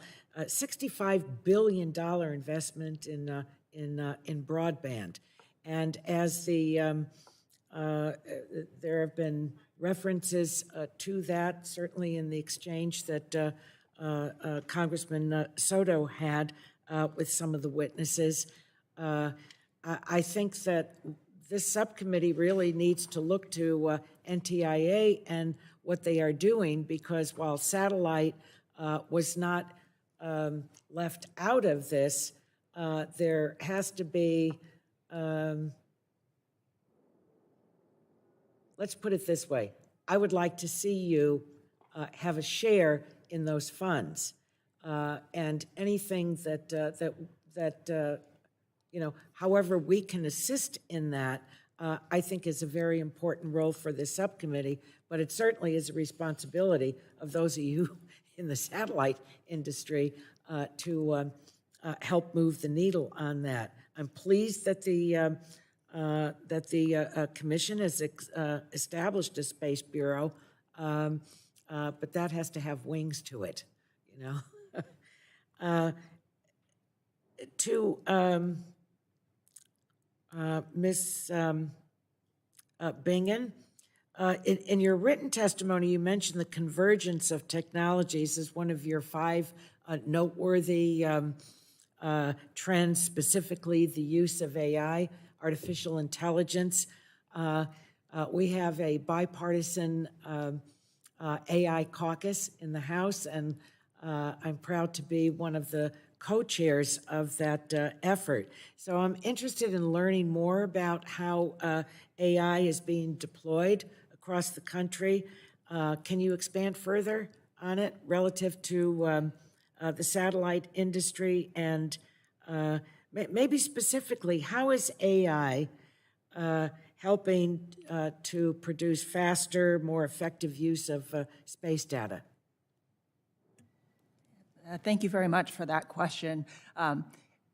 AI, it is incredible what's happening. And when I was in the Department of Defense, I had the good fortune of having an AI pathfinder under me called Project Maven. We were trying to bring in these innovative commercial companies to look at full motion video applying AI techniques.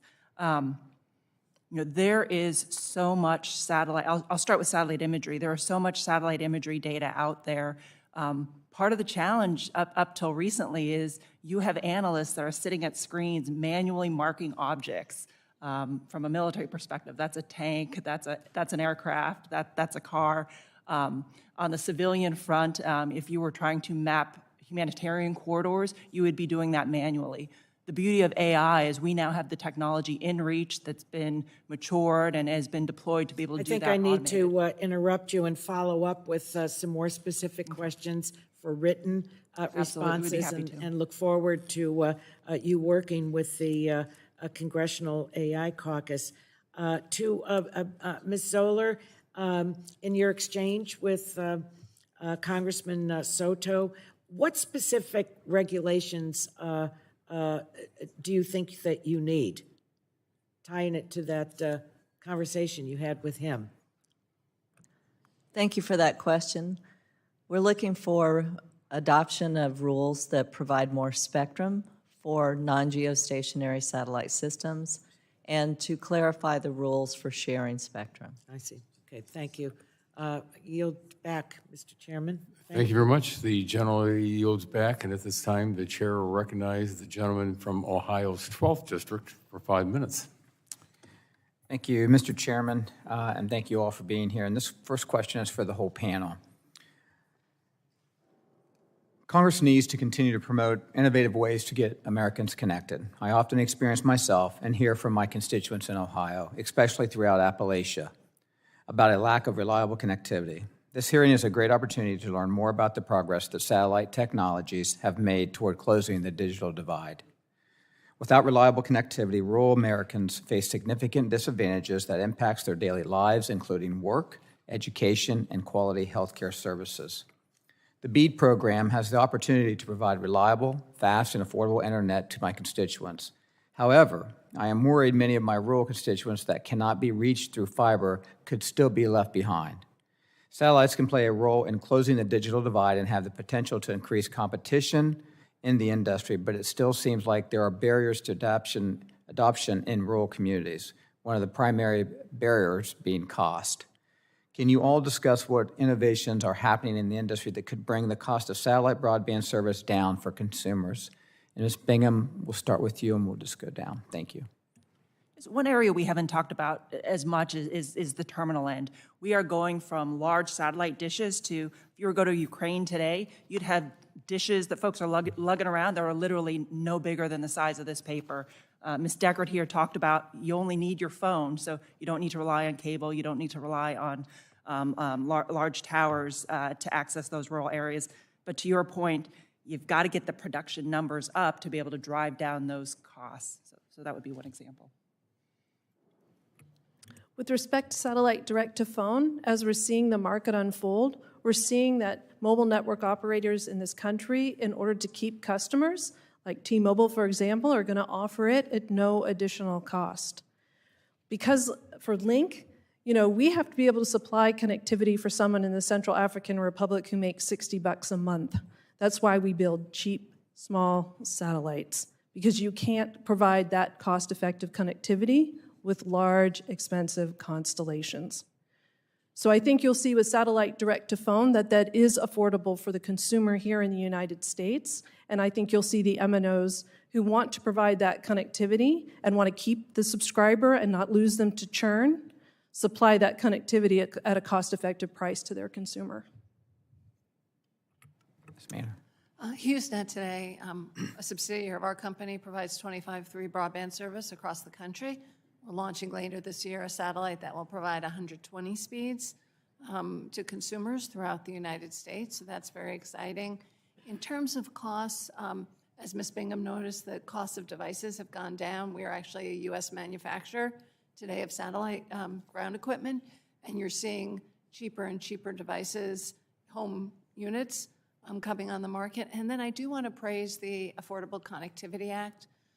I thought that was a wonderful piece of legislation, and we've seen in terms of an uptake in use on broadband on our system, and I know other companies in other areas, whether fiber or wireless, have seen an uptake because of that subsidy for those users who are more poor, unable to afford traditional broadband, are making important choices on how to spend their money. So I would urge Congress and this subcommittee to consider renewing Affordable Care as that gets, when that lapses. So thank you.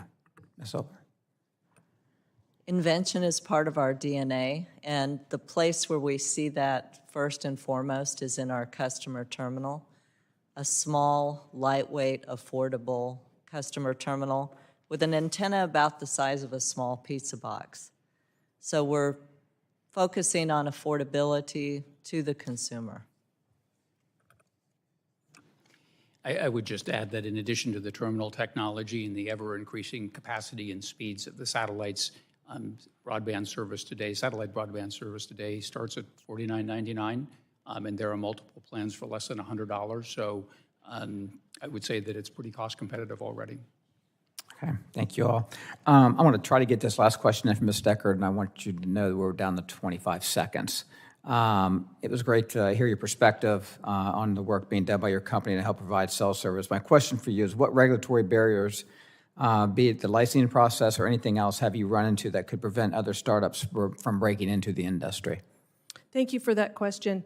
So for startups that use streamlined processes like the small-sat authorization, which were inherently designed to be low risk, in the small-sat authorization, you're only allowed 10 satellites. They have to be small, and they have a limited lifetime of 6 years. We urge the FCC, when it's low risk, go faster.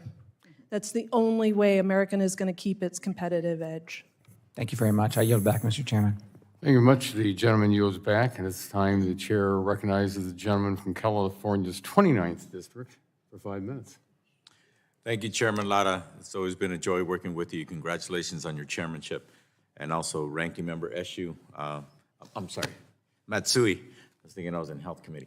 Ranking Member Matsui, looking forward to all the wonderful work that we're going to do in this committee together. Satellites affect Americans' lives every single day. And I think most of us Americans, if not all of us, take that for granted every single day, whether it comes from communication or transportation or even helping out to save lives in emergencies. But what we gotta stop taking for granted is that satellites just don't make it up there by themselves. There's a process. And I heard earlier today, what I'm gathering from what many of you mentioned is we do have a rigorous process in the United States. It just needs to be faster. But there are other processes around the world where it's a little bit less rigorous, yet at the same time, it attracts perhaps maybe folks who maybe shouldn't be putting up satellites so easily. So I just want to say that I'm proud of the fact that I live in a country where we do have rigorous regulations, but it's about right-sizing it. It's about making sure that we don't overburden industries and individuals to the point where they throw up their hands and say, forget it, I'm going to go elsewhere. So this committee has an opportunity to help in that process. We are not regulators, we are lawmakers here. Yet at the same time, together, that's what makes our system what it is. The laws that we create and the regulators that are supposed to implement those laws. So hopefully today, not only are the people of America listening how important this issue is, but also we're sending the message to the regulators that we want them, we need them to do a better job and to be more efficient and effective at what they do to make sure that all of you are able to continue to do the wonderful work that you do every single day. So thank you for your testimony. I do appreciate your expertise. My first question is to Ms. Deckard. You had an impressive career serving the public as a first responder before co-founding Lynk.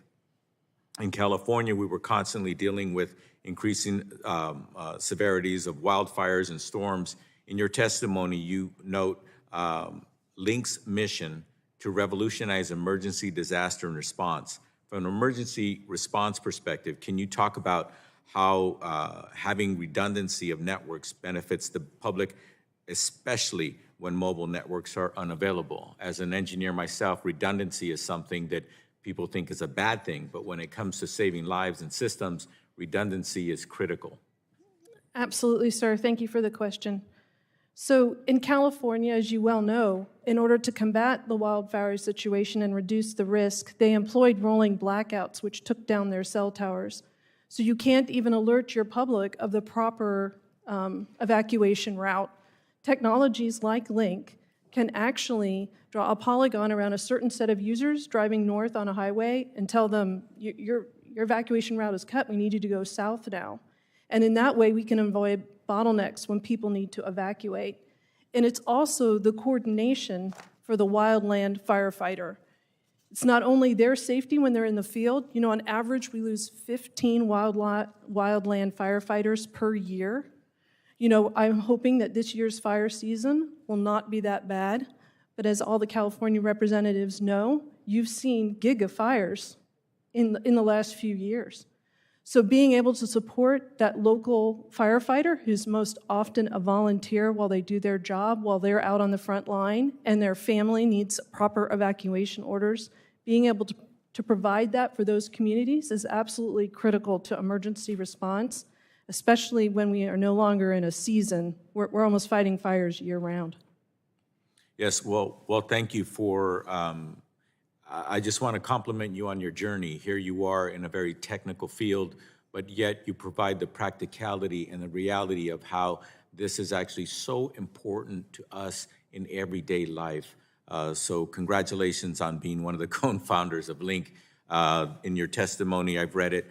You're very proud of the fact that you can actually connect to standard phone systems anywhere in the world where they choose to connect with you. How would that be beneficial to the American who is not high income, the American who works every day for a living and really doesn't have enough money to buy a $1,000 phone or a $1,200 phone? How is that going to help them by having you be more successful in linking them? Absolutely, and that's why Lynk supports 2G, 4G, and 5G. You know, 46% of the mobile phone users in our world still connect using 2G. We connect $5 feature phones on the Lynk system all the way up to the high-end smartphone, and that's absolutely critical because you aren't actually solving the digital divide if the person can't afford the terminal without a subsidy.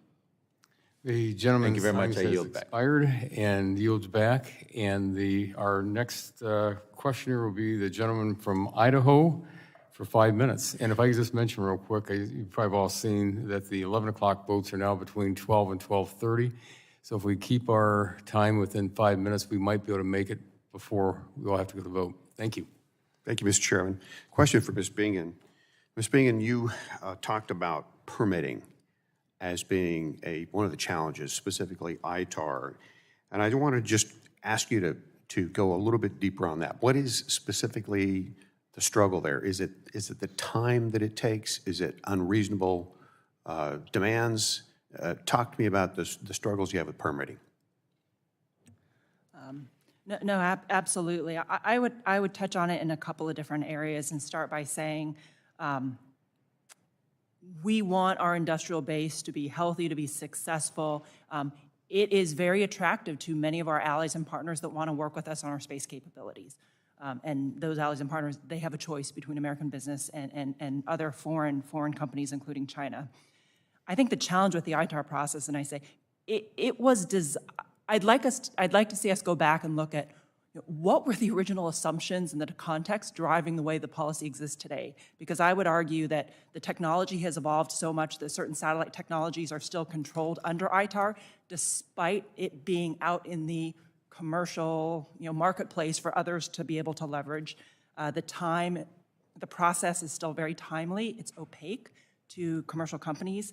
And then back to the foreign competition. I don't think it fully accounts for the explosion of foreign competition that our U.S. businesses are up against. Okay, thank you. That segues into another concern that you brought up that frankly I didn't fully understand. Counter space weapons. Talk to me about what you meant by that phrase and what the concern is. Absolutely. And our adversaries know how reliant we are on space. So their objective is, how do I figure out how to interfere with that or deny American or other partners that have space capabilities? How do I deny their use? And that can be a range of a spectrum of different options. So everything from I can employ something to jam your communication satellite. I can employ a cyber attack against your ground station, which we saw happen in Ukraine to a commercial satellite operator, to dazzling using a laser, an optical system, to, at the higher end, or more kinetic end, launching a missile, a direct ascent anti-satellite missile that would hit a satellite. So in your opinion, what is the appropriate action there? Is it to enable the private sector to address those? Is it to fund U.S. resources to try to take that challenge on? What's the answer? I think it's both. The government has a role to play because they understand the threats and they have invested in certain kind of protection technologies and concepts. But on the commercial side, the best thing the government can do for them is to share information. Got it. Okay, thank you. I want to shift to Mr. Stroup for just a second. Mr. Stroup, in your list of industry needs, you had 5 of them. The third one was funding for oversight. Specifically, oversight for what? So, for example, the FCC, responsible for licensing and ensuring that interference issues are addressed. So that's what I'm referring to in terms of oversight. FCC, okay, got it.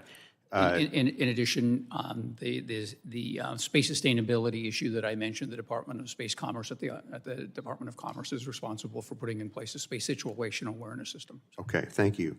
Also, we've been talking about bridging the digital divide. To your earlier comments, what needs to happen there is cost, coverage, and performance. Yeah, in your view, are we there with cost, coverage, and performance to bridge that? And let me back that up by saying I live in a state that has under 2 million people, one of the largest states in the country, a lot of rural space. Is the cost, coverage, and performance there today? So I think that the issue that we encounter, and I also am from a rural area where it makes no sense to deploy a terrestrial-based system, a fiber system.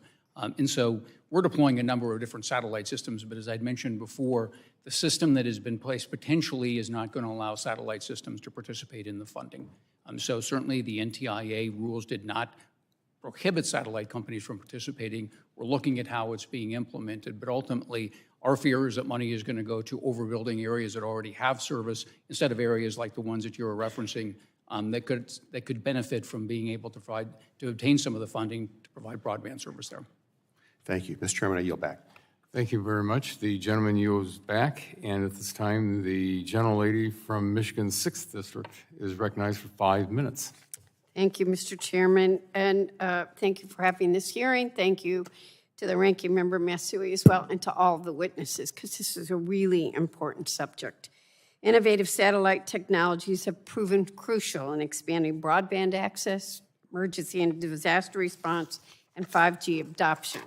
And as the committee, we've got to consider forward-looking policies that will promote these groundbreaking technologies, clarify the responsibility of industry, regulators, and quite frankly, government at all levels, and ultimately benefit Americans and their communities. This topic is important, and I look forward to working with all my colleagues on this committee to make it a reality.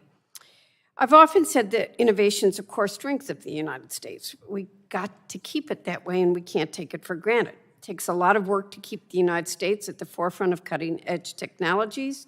I see that firsthand in the automotive industry, where I've been working tirelessly to ensure that we continue to empower our greatest minds and our strong workforces to keep us ahead of our global competitors. In the satellite industry, the U.S. has gotten a head start, but we need to keep moving forward. And as you all know, but I think too many don't realize, our global competitors are nipping at our heels. I know that the U.S. is currently responsible for more than 60% of the satellites in the orbit, but in the last few years, the combined satellite fleets of China and Russia have grown by approximately 70%. Mr. Stroup and/or Ms. Bingen, given this data, what is your assessment of U.S. leadership in this market? Is counting the number of satellites sufficient, or are there other metrics we need to be considering? Mr. Stroup, why don't you go first? Sorry, could you repeat the question?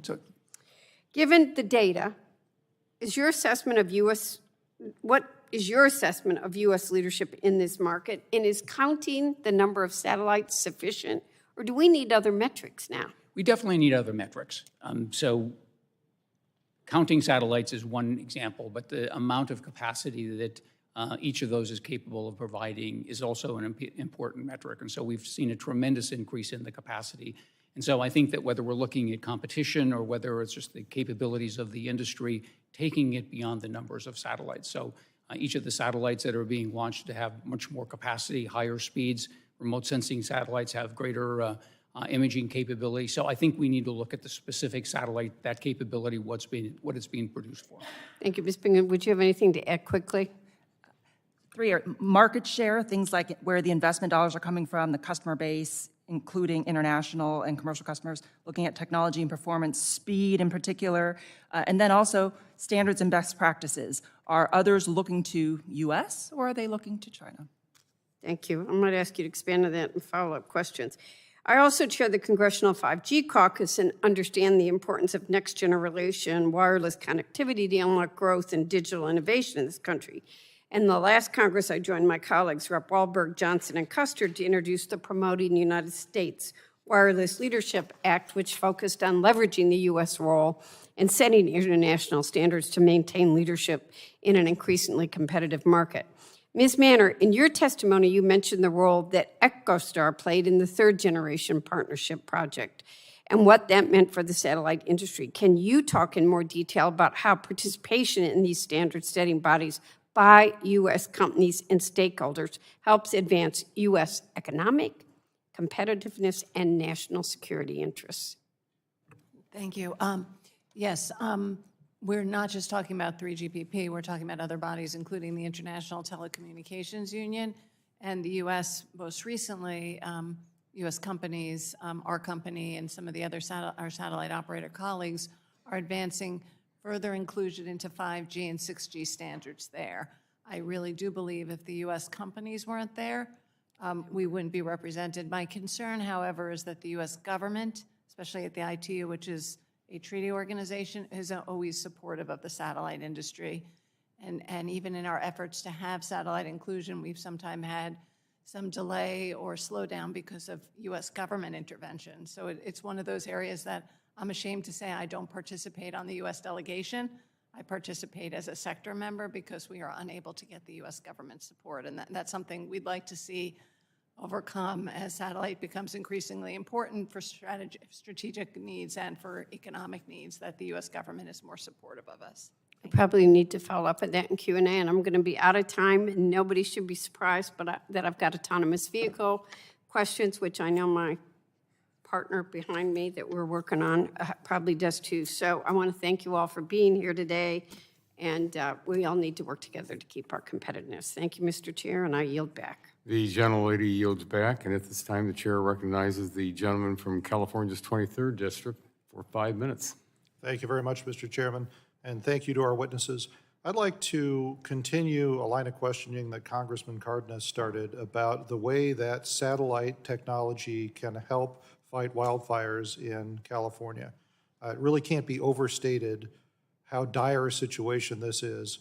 We had a relatively light wildfire season last year. The year before that was our second worst in the history of the state, overshadowed only by the year before that, which was the worst wildfire season we've ever had. And Ms. Deckard, I wish I shared your optimism that this season would be light. Unfortunately, when we have a wet winter as we've had, that fuels the growth of the latter fuels, and those dry out in the summer, and then that just makes it all the worse in the winter. So we face a real desperate situation in California. We have some promising new tools to be able to deal with this situation. We have large aerial assets that, if they're dispatched in a timely manner, they can quickly go to the source of ignition on a fire, for example, a lightning strike that ignites a tree, and put that out completely without having to rely on ground-based assets, as long as they get there on time. If the flame front is allowed to spread, it becomes too large for aerial assets to put out, and therefore a much larger problem and the potential for spread.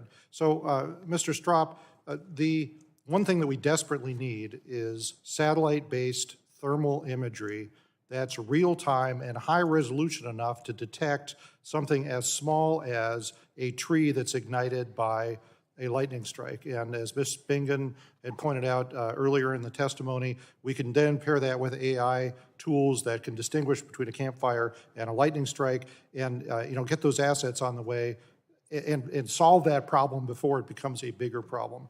Unfortunately, up until now, the geostationary platforms that we had access to are high enough that we can't get enough resolution to be able to accomplish that. But with the advent of all of these low Earth orbit satellites now, we are much closer to the ground. We can deploy those sensing technologies. As long as we can get that information back, we can start to put these tools into motion. But we don't have a platform for that right now. So, Mr. Stroup, what can be done to catalyze the availability of this solution to what's a really critical problem for us? Thank you for the question. And you are right. There are non-geostationary satellite systems that have the capability of refreshing the data much more quickly, multiple times a day. In some examples with optical imagery, there are the synthetic aperture radars that have the ability to see through clouds, through smoke. The question that you pointed, the case example that you cited in terms of being able to detect a lightning strike at a tree, I'm not sure whether that capability exists, and I look forward to checking with our members and getting back to you about that capability. But I think the combination of those technologies will address part of what you're describing. Also, the ability to be able to identify access roads in that remain accessible, and then, of course, being able to provide the communications to those people, those firefighters who are on the ground. Thank you. Well, let me point out to the systems operators that are here, Kuiper and Echostar and Lynk, SpaceX, if they're listening. I know that the primary focus for low Earth orbit is communications, but imaging should also be a focus for us. And this is technology that I'm convinced could be deployed relatively inexpensively, and yet the value of that data in doing things, and this is just one narrow domain, the prevention of wildfires by dispatching aerial assets. There are lots of other applications for other sensing technologies that has huge commercial value. I'm sure that ways could be found to pay for it.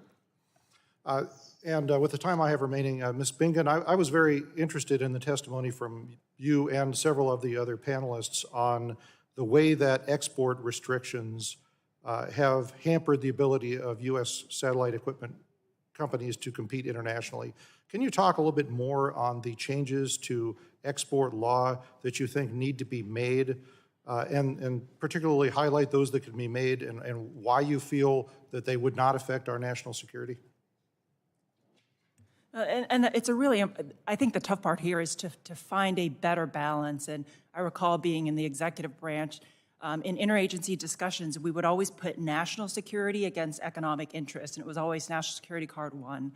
I think the thing that we need to think about now is how do we broaden our thinking on national security? It's not just military and intelligence, but it's also our economic security, which I think is a big part of that. We have to still be able to protect our technology from getting to China. I mean, hands down, absolutely.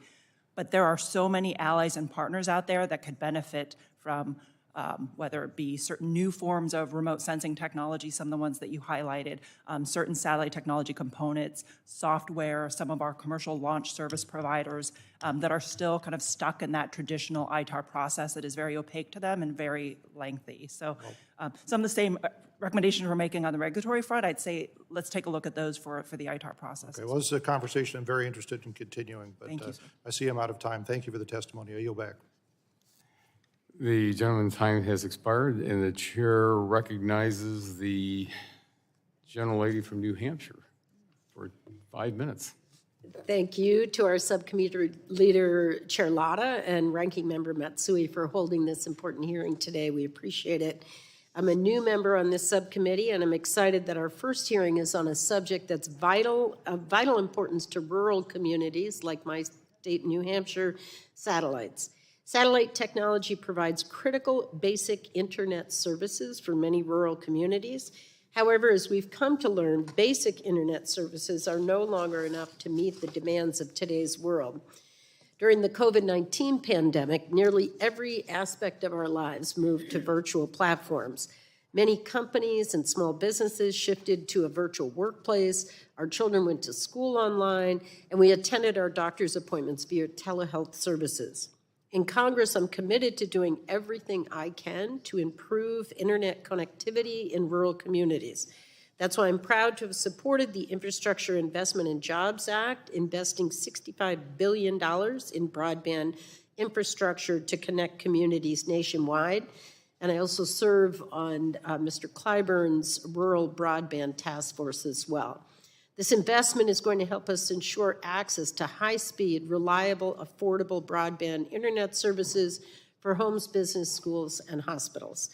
So today at this hearing, I'm excited to learn more about how we can use satellite technology to help connect more Americans to the internet. For many in my district, the barrier to broadband internet services is not accessibility, but affordability. So, Mr. Stroup, if I could, currently in some communities, the cost of satellite broadband service and consumer equipment may be higher than the alternatives. Can you speak to how the satellite industry and recent technological advances can help to lower costs and provide affordable, reliable broadband? So one of the things that's happening in some communities is installing community Wi-Fi systems in order to share the cost of the service and the equipment. Of course, the industry is continuously trying to find ways to lower the cost and ease the installation of the equipment.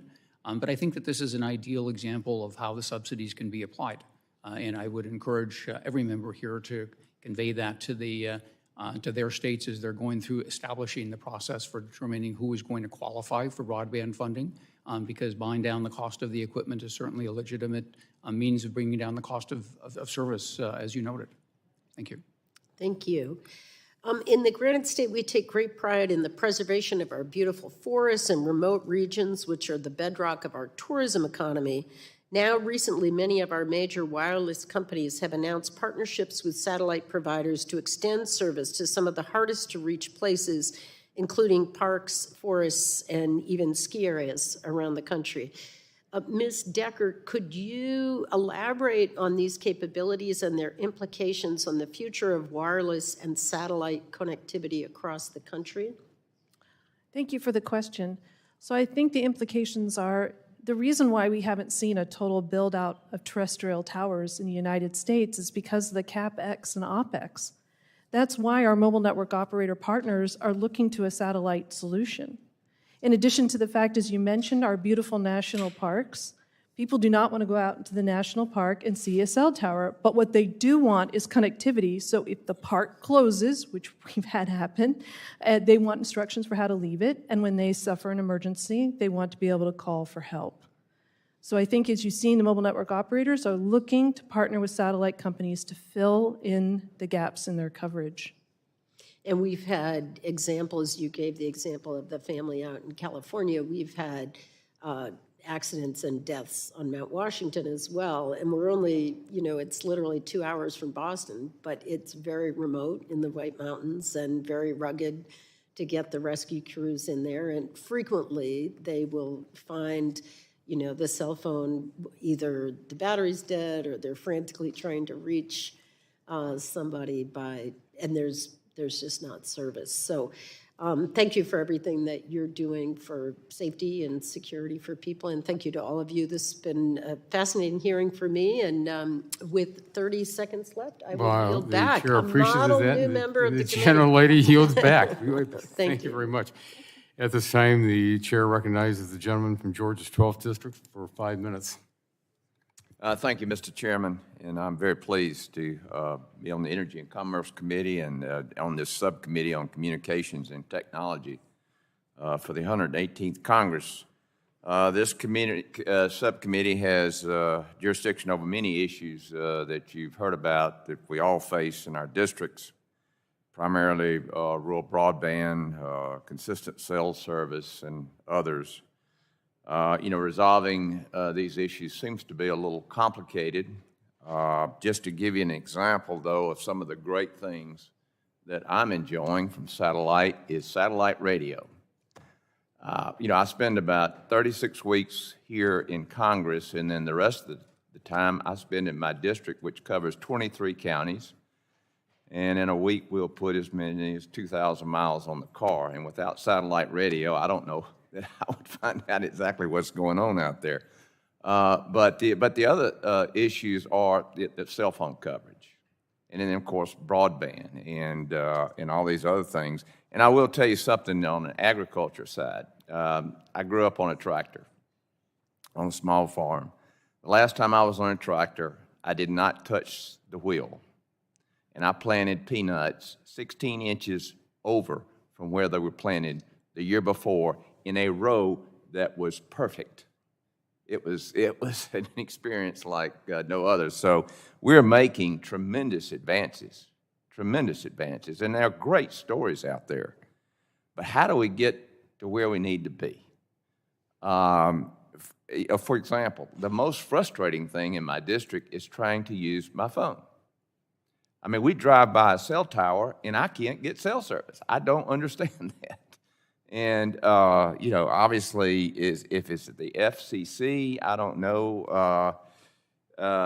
Ms. Deckard, I mean, what can we do to advance, the technology as far as broadband and cell phone quickly?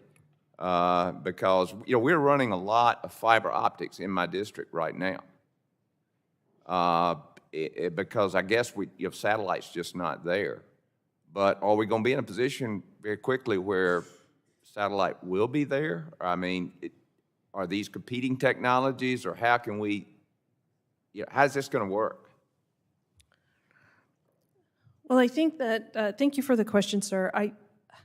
They're not competing technologies. There's a role for every one of these ways we supply connectivity. It's really having a portfolio of options. There's places where laying fiber is the best option, and there's places where using satellite is the best option. And the great thing about satellite is it provides network resiliency for the fiber-based networks when they go down for whatever reason. So it's not an either-or. It's how we build those services and continue to support the American public and meet their communications needs, which are growing on an everyday basis as we move forward. Well, and obviously GPS is critical because we use that in the construction industry. Again, our motor graders and all are self-guided and that sort of thing. As far as the security, we talked about security, and Mr. Stroup, what's your biggest challenges in dealing with, adversaries, that sort of thing? I mean, we talked about the competition with China. Frankly, I think we've got to figure out how to get ahead there. But from a security standpoint, obviously, what we're running into with broadband and the internet and email and all these other things, would satellite help that situation? So thank you for the question. And if I may add to the prior question, I think one of the ways of helping to drive adoption of the satellite-connected connections to mobile phones is to convey to mobile carriers that given the technology is being deployed, there's an expectation that they will utilize it to be able to provide coverage into those areas. So the security of satellite systems is extremely important, and we created a set of cybersecurity principles probably at least 5 years ago. We are in the process of updating them. Most of the companies in the industry provide service or seek to provide service to the U.S. military. And as you can well imagine, they have requirements to be able to provide service in conjunction with the military. So this is an ongoing process. We received warnings, SIA received warnings at the initiation of the war in Ukraine to notify our members that they may be subject to cybersecurity attacks. It wasn't necessarily anything we needed to convey because it's an issue that is top of mind of all of the carriers. Okay. All right. Well, I'm sorry I'm out of time, but one thing I'm going to submit a question on the capital markets. As far as the capital markets and their investment, obviously they've been cell phone in the past or cell towers in the past. What are the capital markets doing to help you get this new technology up? Well, if I hate to I'll interrupt, yield back. but if the gentleman would like to submit that question in writing, thank you very much. At this time, the gentlelady from Illinois 2nd District is recognized for 5 minutes. Thank you, Mr. Chair. As you know, the digital divide is real, and we must act to ensure all Americans have equitable access to broadband services. As you've already heard a lot on this committee, we're concerned about our rural areas. And in Illinois, more than half of rural households don't have access to broadband internet. And nationally, 24 million people lack access to broadband services, or about 1 in 13 Americans. But in rural communities, 1 in 3 lack access. And those lacking access are more likely to be poor, more likely to have children, more likely to be people of color. So broadband services are necessary for Americans to do their jobs and increasingly important for our youth. If we want the U.S. to remain a top global competitor, we must invest in high-speed broadband services to ensure economic progress and educational attainment. And far too many of our communities have been left out of the digital revolution. So I look forward to hearing about how we can modernize our laws so that our nation's schools, hospitals, small businesses, and rural farms all have access to reliable broadband infrastructure. Mr. Stroup, in your written testimony, you mentioned that the satellite industry is prepared to bring the furthest corners of America into the 21st century by serving as the most viable technology capable of bridging the digital divide in rural areas, as well as working to bring the nation into an interconnected future. Can you speak to any specifics about how your industry can assist terrestrial networks in helping close the digital divide in rural America, where so many of our communities are unserved or underserved? Yes, thank you for the question. And of course, we've been talking about broadband extensively, so the ability to provide service directly to consumers, schools, hospitals via satellite broadband is one example. But in addition, as we've also discussed, the inclusion of satellite in 5G standards.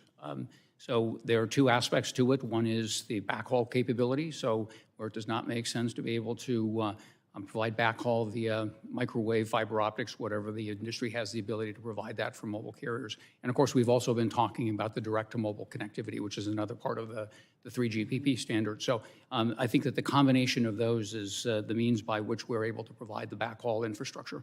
Okay.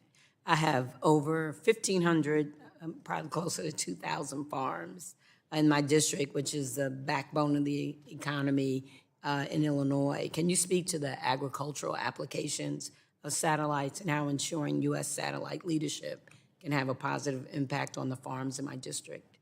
Absolutely, and one of the best examples was then that which was cited, being able to provide or utilize GPS for the control of tractors or other farm equipment, being able to utilize sensors to be able to determine whether it's the additional water, fertilizer, whatever is needed.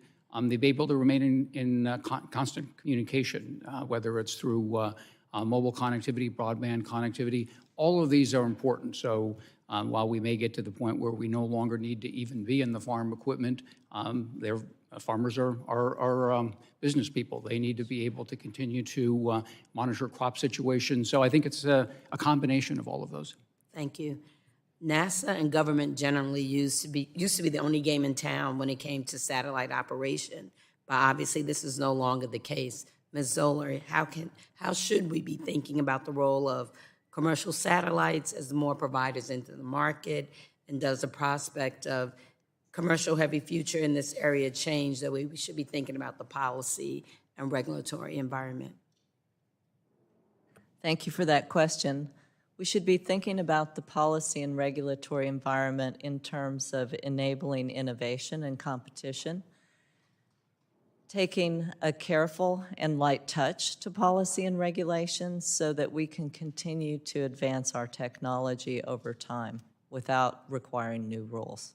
Thank you. Ms. Bingen, do you have anything to quickly add? I'd just like to add is to your point on this used to be in the domain of governments. What's great about commercial now is it's based on unclassified, off-the-shelf technology.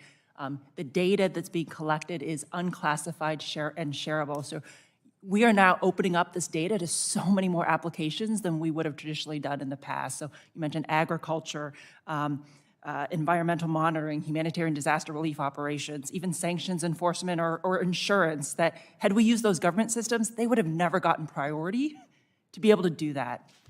Thank you, and I yield back with a second. Gentlelady yields back, and at this time, the chair recognizes the gentleman from Texas 11th District for 5 minutes. I think the chair, and what a great discussion. So many good points that have been made. I come from a rural area like so many on this committee. And I think our competition, especially when we look at, just connecting people, whether it's in the agriculture business or in the energy industry, like I represent, certainly the national security focus is really important. I want to get to that. I represent AST, an important competitor in this marketplace. And let me get to the national security focus. I spent 20 years in the Air Force, depending, as was said, on space. My question and my concern actually is the speed of relevancy and the denial of that relevancy when it comes to competition and innovation and getting the permits approved. And so, Ms. Bingen, I'll start with you. When it comes to the FCC, are they operating at the speed of relevancy? I don't want to leave this committee hearing with any, nebulous ideas on that. And if not, what is the cost when it comes to dual-use technology, when it comes to technology in space that can be used not just for commercial interest, but also to enhance our national security? It's a great question, sir. I am encouraged by the steps that they are taking, but there's still, I think, a long way to go, and it'll have to be a continuous process as the technology is evolving so quickly. 6 months from design to satellite on orbit. If we can get FCC to be able to make a decision in 6 months, that is huge, right? And so back to the point on the implications or the consequences, if we can't get these approvals in a timely way, in ways that these companies who are moving so fast have some level of predictability and planning, they're not going to be on the field competing where we know that there are competimates and that China is out there actively seeking the same customer set as our companies are. Mr. Stroup, when it comes to kind of the technical risk from the answer we just heard, is it spectrum? Is it competition for spectrum? Is it, where are our adversaries able to gain if we don't have that speed of relevancy, if the permitting process or the licensure or the things that are needing to be done don't happen at that speed of relevancy? Well, certainly if our adversaries have access to spectrum and dealing with some of these issues more quickly, they have the ability to deploy a constellation, then therefore go out and to compete globally while we're still trying to go through the permitting process if we allow that to happen. So that's one of the biggest risks, in addition to the access to spectrum. So, I would also note, as the chairwoman of the FCC stated, the rules were in place 15 years ago when we built and launched a handful of satellites. We've been talking about the tremendous increase in the number of satellites to 64,000 applications. We're in a different world today, and it's not unusual for regulators to try and catch up with technology. That's what we're going through. I'll give each of you 30 seconds for the commercial side. Ms. Deckard, we'll start with you. In your own companies, what is there technology that you have now that now you're waiting on licensure, and then by the time you get it approved or by the time you're able to I mean, is it past that point and it's moved on?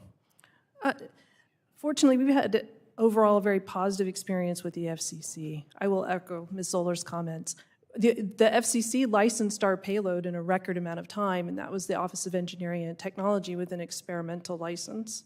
We've also taken a crawl, walk, run approach with the FCC, where we've launched 5 experimental payloads, so they got to know us as a company before we put in our commercial application. I will again reiterate that when the FCC has a tool like the SmallSat authorization, which is meant to be streamlined and sets parameters on it to reduce the risk, we would like the FCC to be able to lean in the processing timeline. Thank you, Ms. Manner. So thank you. I want to bring up 2 other issues. One is the U.S., and I brought this up earlier in response to the chairman's question, was the ITU. We're limited the number of ITU filings we can file as U.S. operators, so many of us have to go overseas to get our satellite networks licensed. That's a big hindrance. But I also want to talk about speed for a second, and there is an important part that the FCC does, and it's to protect against harmful interference. So we don't want them to go so fast where we neglect and we do something sloppy and we put something up that hasn't been proven and tested. So there is that. This is still a technological issue. So while I'm fully in favor of faster processing, we've had applications pending for over 2 years. At times, it may make sense to balance it and have some. Ms. Zoller, I'm sorry I'm out of time, but we can submit for the record. But it sounds like speed is important, security is important, but do it here in the United States instead of offshore. I yield back. Thank you very much, gentleman. Yields back. The chair recognizes the gentlelady from Texas' 7th District for 5 minutes. Thank you, Chairman Latta, and thank you, Ranking Member Matsui, for convening our first and very informative hearing today. I'm glad to be serving again on this subcommittee and look forward to your leadership. As many have noted in testimony and in questions today, this growing industry has great potential to connect Americans in rural and underserved areas and to provide life-saving service during emergencies and natural disasters. And in Texas's 7th Congressional District that I represent, and along the Texas Gulf Coast, we are unfortunately all too familiar with flooding and extreme rain events and hurricanes and emergency and natural disasters. In August of 2017, as many will remember, Hurricane Harvey devastated the region, disrupting many emergency call centers and cell sites and causing life-threatening outages for our residents. So several have spoken about the benefits of satellite telecommunications for consumers experiencing disasters and communities recovering from disasters, and I really want to focus my questions there. And Ms. Deckard, you spoke passionately and really powerfully, I think, in this hearing about how satellites can provide continuous service for consumers dealing with disasters and emergencies. You know, they always tell us the best way to communicate is to tell stories, and I think your story was incredibly powerful. And, you know, who can forget which way do you turn when you get to the road? I think that illustrates the challenge in front of us. And so what I want to ask you first is, are there sort of disaster or post-disaster conditions that satellites are uniquely suited to addressing or uniquely disadvantaged in your experience? I feel that satellites are uniquely an advantage in the disaster, both pre, during, and post-event. You know, one of the main features of Lynk that we're rolling out initially is emergency cell broadcast. Well, if you don't have connectivity where you live and work, you're not even getting that preparedness announcement in order to plan for the coming event. During, because of the RF bands that we use from space, we can transmit during very wet weather. So we again provide that connectivity piece when you're beginning to lose your cellular terrestrial infrastructure. And then immediately during the post-event, that instantaneous backup. Right now, our emergency responders rely on cellular towers on wheels to be deployed post-event. And no matter how efficient they get at queuing these things up, even multiple states away to drive them in post-event, that takes time. And it's that self-organization, which I have experienced, every first responder living and working in their own community has experienced, that self-organization right after an event. That's where you save the most lives. Well, and you really anticipated my next question because I was going to shift to emergency responders. And I think if you could just help, certainly it makes sense of why this is an advantage or that it's an advantage, but can you talk a little bit more detail about what it is that satellites can do to support our emergency call centers and responders in times of crisis specifically? Oh, absolutely. This year alone, we've had 168 tornadoes in the United States, and it's February 2nd. We are seeing a lot of long-track tornadoes. Satellite technology, because of their unique capabilities, I can reroute emergency phone calls to a different PSAP. So in Kentucky, when you had that long-track tornado and it takes down a PSAP, I can draw a polygon around it, send those calls to another PSAP that's still up and operating, and begin to get immediate and appropriate resources dispatched to where they need to be. Thank you. That's an incredibly helpful illustration. And I will note for my colleagues, we experienced some of those tornadoes in Texas and in the Houston area very recently, and our community, especially in Southeast Houston, is still recovering from these tornadoes, which are not usually occurring as frequently in our area. And so I think adjusting to the different kinds of disasters we're seeing across the country is also a challenge for all of us. And so bringing all of these resources together is incredibly important. I only have 30 seconds left, and I know we're trying to get to votes. I have several more questions, so what I would like to do is submit my questions for the record, because I would like to hear from all of you on some of these issues. And I just want to thank you for your time being here today. This has been an incredibly informative hearing for me, and I know for my colleagues. So thank you very much, Chairman Latta. With that, I will yield back. Thank you very much. The gentlelady yields back. The chair recognizes the gentlelady from Florida's 3rd District for 5 minutes. Thank you, Mr. Chairman. I'd like to congratulate you and thank you for holding this very important hearing today. Also to our witnesses, thank you for hanging in there with us. I know we're coming to the end. I represent a very unique district in north central Florida, Florida's fighting 3rd District, the Gator Nation. We have a large swath of rural areas where truly the only internet option is dial-up. I'm not even joking. And pair that with our urban clusters, which we are home to, as I said, the University of Florida, the Gator Nation, where we have cutting-edge AI technology. It's remarkable. So it's two very different worlds that this district encompasses. So the satellite marketplace is a very interesting and attractive area for us. So I'm going to jump right in. I will not lie, I'm extraordinarily frustrated with the FCC. For a number of reasons, but I really feel like when it comes to satellite deployment and this technology, it's kind of like the mid-90s with cell phones. They don't know really how to regulate it, how to handle it. They're trying, and I give them credit. Ms. Deckard, you said today in answering one of my colleagues that speed to market is how we stay not dominant, but competitive as well. Under this new FCC initiative, the Space Innovation Agenda, we're seeing an increase in which they are approving the applications, and that's a good thing. Added 38% more in terms of their division size to move applications.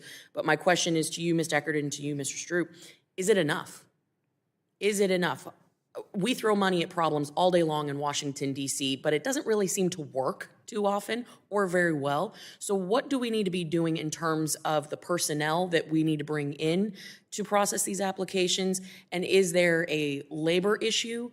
Or is it we continue to throw money and wonder why it doesn't get fixed? I'll let you go, Ms. Deckard, and then to you, Mr. Stroup.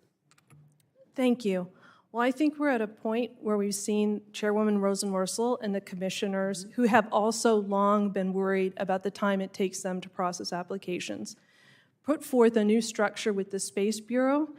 And I know from Lynk's perspective, we are excited to see that new organization, the new organization of the International Bureau with their focus on the ITU filings. And we're just excited to be part of the conversation moving forward to make sure that whatever they put in place really does work for both small and large companies alike. Thank you. And in addition with this hearing here today, I think it's a winning combination when both the FCC and Congress realizes we have got to change the way we do business in order for American to lead. Thank you, Mr. Stroup. Thank you for the question. I would like to see more resources made available. Many of it is engineering related. Some of the issues are complex. Okay. They have made steps to streamline some of the processes for small constellations as an example. But the fact that we still have the backlog is indicative of something. Certainly the fact that They're in competition with industry, with other government agencies for engineering talent, shows some of the challenges, but ultimately giving them the resources, and I would argue for more resources for them to be able to deal with the backlog and address some of the issues that we've been talking about today. Okay. I'm going to follow up with you specifically in a written question. Ms. Zoller, you were asked a bit of time ago about regulations that you need within this space. You stated that more regulations relating to spectrum were needed. As we all know, more regulations doesn't necessarily mean better outcomes. So in that same vein, what regulations do you not need on the books? The regulations should provide the flexibility to operators to determine how to meet an objective. That's In like an other words, oxymoron in Congress. if the point is to apply a power limit to a satellite system to protect terrestrial services, let us figure out the combination of antennas and transmitters and so on to meet that. Give us the liberty to do that. Okay, so a little bit more flexibility, which flexibility and regulations don't typically go hand in hand, but we'll figure that out.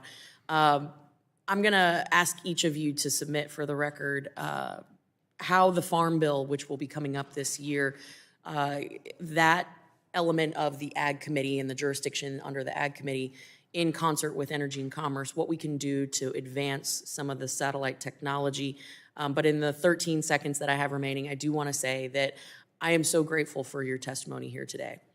Satellite communication, satellite technology, it's going to save lives. It's not only going to improve them, it is going to save lives. I say that as the wife of a first responder in a very rural area where this type of technology is going to be the next generation for us. So thank you so much, and thank you again to the chairman. Thank you very much. General ladies, time has expired. Just to let you all know they've changed it again. We're probably going to be voting between 12 and 12:05 now. So if we could keep our questioning short, we'll try to get through, because I'd hate to keep the panel here for votes and then have to come back for a couple of members. So the gentle lady from New York is recognized. I thank you, Mr. Chairman, and congratulations to you and our ranking member for your ascension to leadership on this very important committee. And let me thank our panelists for bringing your expert witness to the panel today. Let me also take a moment to recognize and congratulate my dear friend, Congresswoman Matsui, on her first hearing as ranking member of the subcommittee. Between ranking member Matsui and our new full committee chairwoman, it is so heartening to see the dawn of a new era of female leadership of this very historic committee. Well, last year, Congress passed the transformational bipartisan infrastructure law, which included major investments in broadband connectivity and environmental justice. While these investments represent an important and historic step forward, much work remains to close the digital divide and address the disparate impact of climate change on historically marginalized communities. Advances in technology, such as the burgeoning satellite marketplace, will play a crucial role in addressing our nation's inequities. On the topic of broadband deployment and access, fiber remains the best tool in our toolkit to bring high-speed connectivity to all Americans. But despite our best efforts, gaps will remain, and low Earth orbit satellites represent an intriguing option to fill those gaps. So, Ms. Zoller, can you begin by explaining how low Earth satellites differ from other kinds of satellite technology, and how LEO constellations bring new opportunities to the satellite industry? Thank you for that question. It starts with the altitude. Low Earth orbit systems are below 2,000 kilometers, or roughly 1,200 miles. Kuiper will be at about 370 miles above the Earth. So it takes a constellation of satellites to provide connectivity. That constellation provides resiliency. You have a lot of satellites in view of any one place on Earth. It also provides for low latency. The round trip to the internet is fast. And the beams that are transmitted from the satellite to the Earth are small, and that means we can reuse spectrum efficiently. Thank you. Mr. Stroup, more broadly, can you explain on the potential role of satellites in helping bridge the digital divide in areas where other networks may not be able to reach, and how we can move quickly towards a more connected future? And would any of the other panelists also comment on that? Yes, thank you for the question. And the fact that satellites provide a broad signal across the entire country, I think, is one of the key advantage. You mentioned fiber optics, and where there are fiber optics, it makes sense to utilize them. But there are many areas of the country that will never be reached by fiber optic technology, and satellites currently provide coverage across the country. So we're in a position to be able to take advantage of it. We've also talked about some of the affordability issues and ensuring that we have access to the funding that is intended to be made available to ensure that everybody has access to broadband, I think, is one of the key aspects of it. Thank you. I would also point, building on what Mr. Stroup said, is timely deployment. So even if you're using funding for broadband for fiber, it's going to take years for that fiber to be deployed. So satellite can also serve as an interim solution while that's being set up, so that at least people have broadband now and then can use something different in the future. Very well. Did either of you want to comment on that? It's not necessary. I have other questions. Okay, let me go to it quickly. On the topic of environmental justice, technological advances can play a crucial role in both identifying problems, threats, and providing otherwise unavailable or inaccessible data. The question is directed to any or all of you esteemed panelists. What role can the satellite marketplace play in understanding and addressing environmental issues? Yes. So if I can start with the story, and then I'll get to that. I'm sorry, you have 22 seconds. So I teach a space policy class at Georgetown, and one of my students last year was an FBI environmental crimes analyst. Why she took the course on space is because she wanted to understand how space could be used to help address that mission. So absolutely. Some of these, particularly the space remote sensing data, you can use it for detecting illegal fishing, illegal mining, illegal foresting activities, destruction of coral mines in the South China Sea. You pair that data with the artificial intelligence we talked about earlier, and then these communication networks, you can get that processed data to anyone in the world. Thank you very much. The general I yield back, and thank you, Mr. Chairman. Just to let the members know, we are at 10 minutes and 49 seconds for this vote to close, so we know there's a few minutes after that. Would there be any objection if we cut our time down about 2 minutes to ask, so we can get, because otherwise we're going to come back for the, and I just don't want to hold these witnesses. So Mr. Wahlberg, the gentleman from Michigan, from Michigan 5 is recognized. Thank you, Mr. Chairman. You're great. I'm proud of you. I'm glad you had this hearing today. Ms. Manner, in your testimony, you talk about the recent work of international standards bodies like 3GPP to facilitate interoperability between satellite networks and terrestrial networks. I've led legislation to promote U.S. wireless leadership in these standards bodies because it's important that our adversaries do not write the rules of the road. Can you please elaborate on how you see the future of the satellite marketplace as it relates to the recent developments in these standards bodies? Yes, thank you. So I view satellite as a complementary service, and we've heard today about my colleague from Lynk's service, but satellite operators are also putting their own frequency bands into cell phones today, and so you're going to see a more robust marketplace with lots of different solutions, but also hybrid devices. Today we offer a hybrid IoT service that's both terrestrial and satellite, so you'll go to the most efficient and cost-effective method. So by having these standards enabled that include both satellite and terrestrial, it will be seamless to the user. We're working on technology that switches right now so that you would never know as the user whether you're using satellite or terrestrial. It'll be seamless, so it'll be a same user experience. Thank you. Staying on the same topic, Ms. Zoller, I understand that you've also led the U.S. at these international bodies and conferences. How do you recommend we approach this issue at an international level? Thank you for that question. It's absolutely essential that the U.S. government prioritize satellite issues at the International Telecommunication Union and the World Radio Communication Conference. It's a treaty conference that happens only every 4 years. A lot of countries look at the outcome and adopt it into our rules. We need those outcomes to be favorable and to promote U.S. innovation and economic growth. Thank you. And Mr. Chairman, I'll yield back and submit my questions. If I could just interrupt my friend for a second, there's a couple of members that do want to come back after, so if you want to finish up with your last 2 minutes and 53 seconds, you have it. Thank you, Mr. Chairman. Ms. Bingen. This committee has taken action to prevent untrusted companies like Huawei and ZTE from offering service or having the equipment present in communications networks in the United States. If companies that raise similar national security concerns were to provide satellite services in the United States, what does that mean for American data and sensitive uses of satellite services? If a Chinese company, most likely backed by one of their state-owned enterprises, built and operates a system, whether it be space-based or terrestrial, I would be concerned that they would now have the means and the access to steal sensitive data, whether it be personal information, sensitive technology, or business information, that they would be able to conduct espionage, that they would be able to block access, et cetera.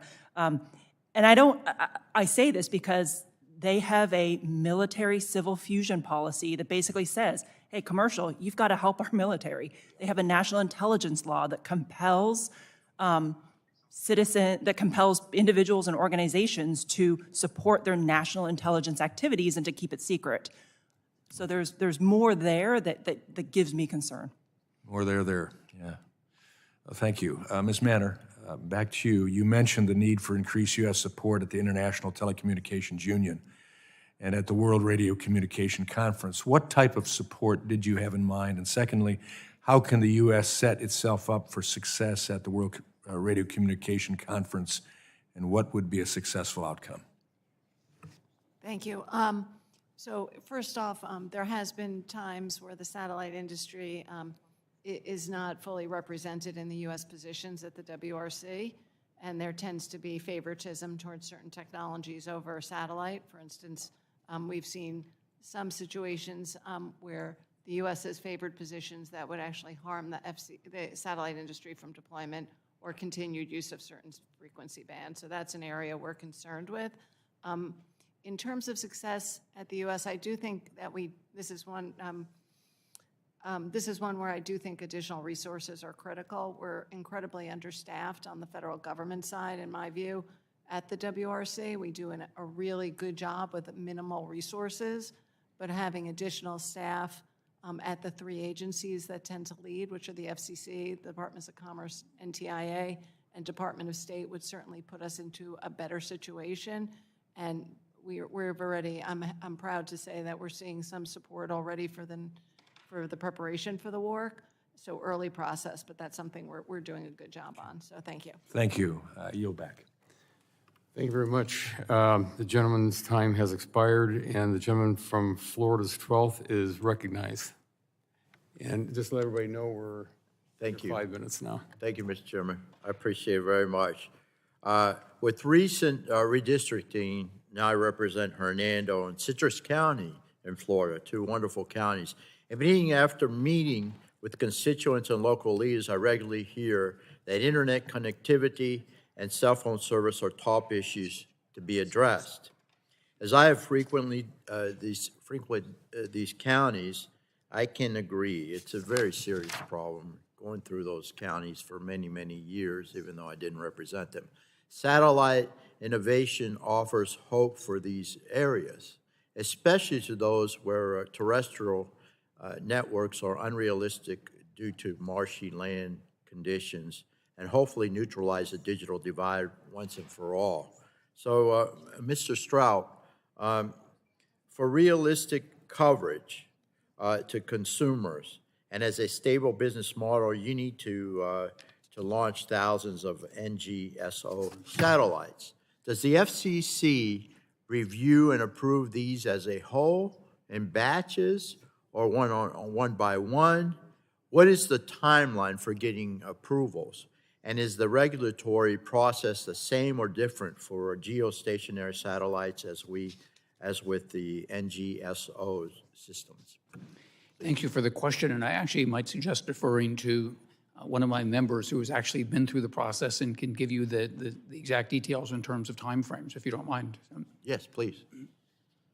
Julie? Thank you. I can speak to our experience. We applied for our FCC license in July of 2019 and received it in July of 2020. So it took a year, well ahead of our planned operation date. Very good, thank you. Moving to a different topic, yesterday I chaired a hearing, very honored to chair a hearing, subcommittee hearing on innovation data and commerce on the threats we face if China was to lead on emerging technologies such as autonomous vehicles. We're not going to let that happen. Obviously, those threats exist as we navigate the satellite space as well in this race. Mr. Stroup, again, Okay, in your if I can written interrupt testimony. you, gentlemen, for just 1 second. We're down under 3 minutes, so. Okay, Yeah. all right, no problem. I'll submit the question. Okay. Is thank that you. okay? That's fine. All right, thank you very much. I yield back. At this time, we're going to recess because the vote's getting down to about a minute and a half now. And I'm going to ask the members that are coming back, as soon as that last vote's over, to be right back here so we can get you all released from your witness chairs. So thank you very much, and we stand in recess.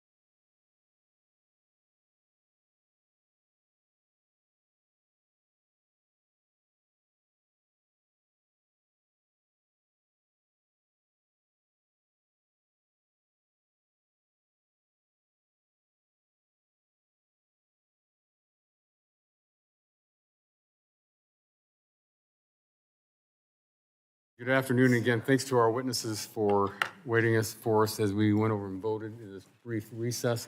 The chair is going to recognize the gentlelady from Tennessee for 5 minutes. Well, thanks for coming back. Thank you, Mr. Chairman. I